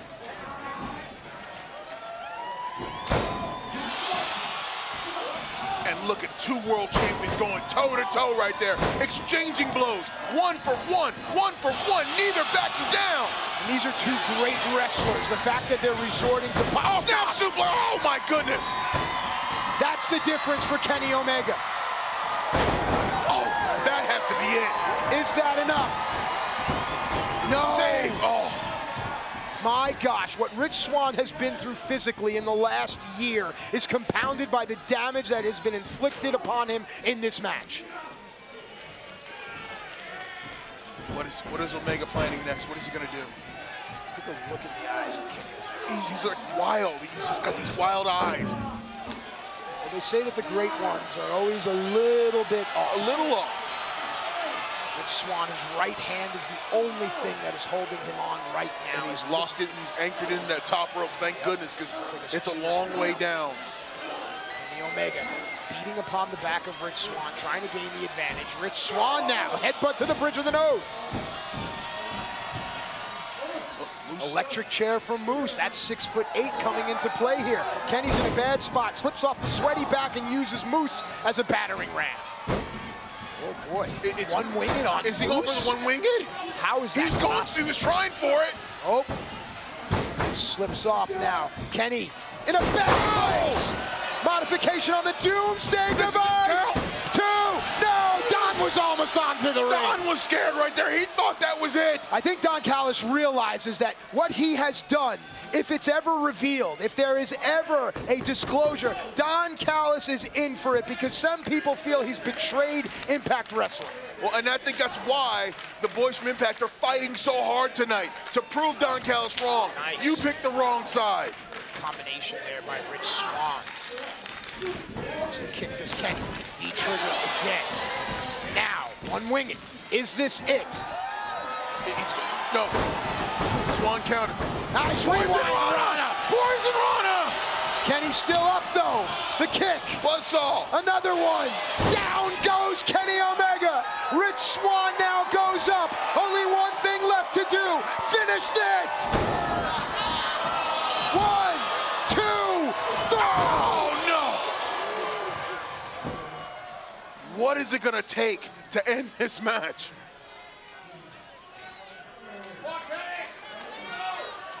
These 6 men have left it all out there. Rich Swann's going back up again.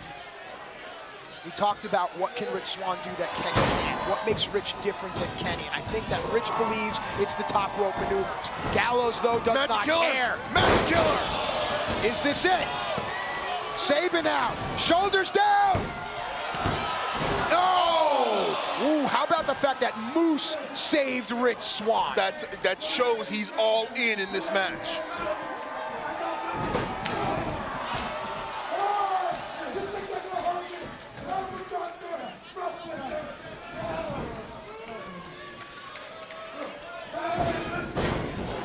Trigger on Moose. Now with Moose removed, once again we go back to Omega and Swann. Oh. V-trigger, I think Swann is out on his feet. One-winged angel. Oh, that's it. 1, 2, 3.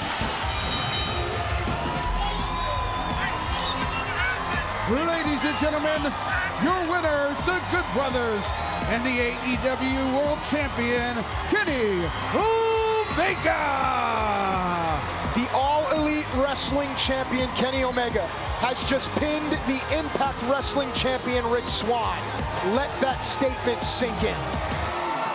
That's an amazing, amazing accomplishment. This has been an amazing night, and that was an amazing match.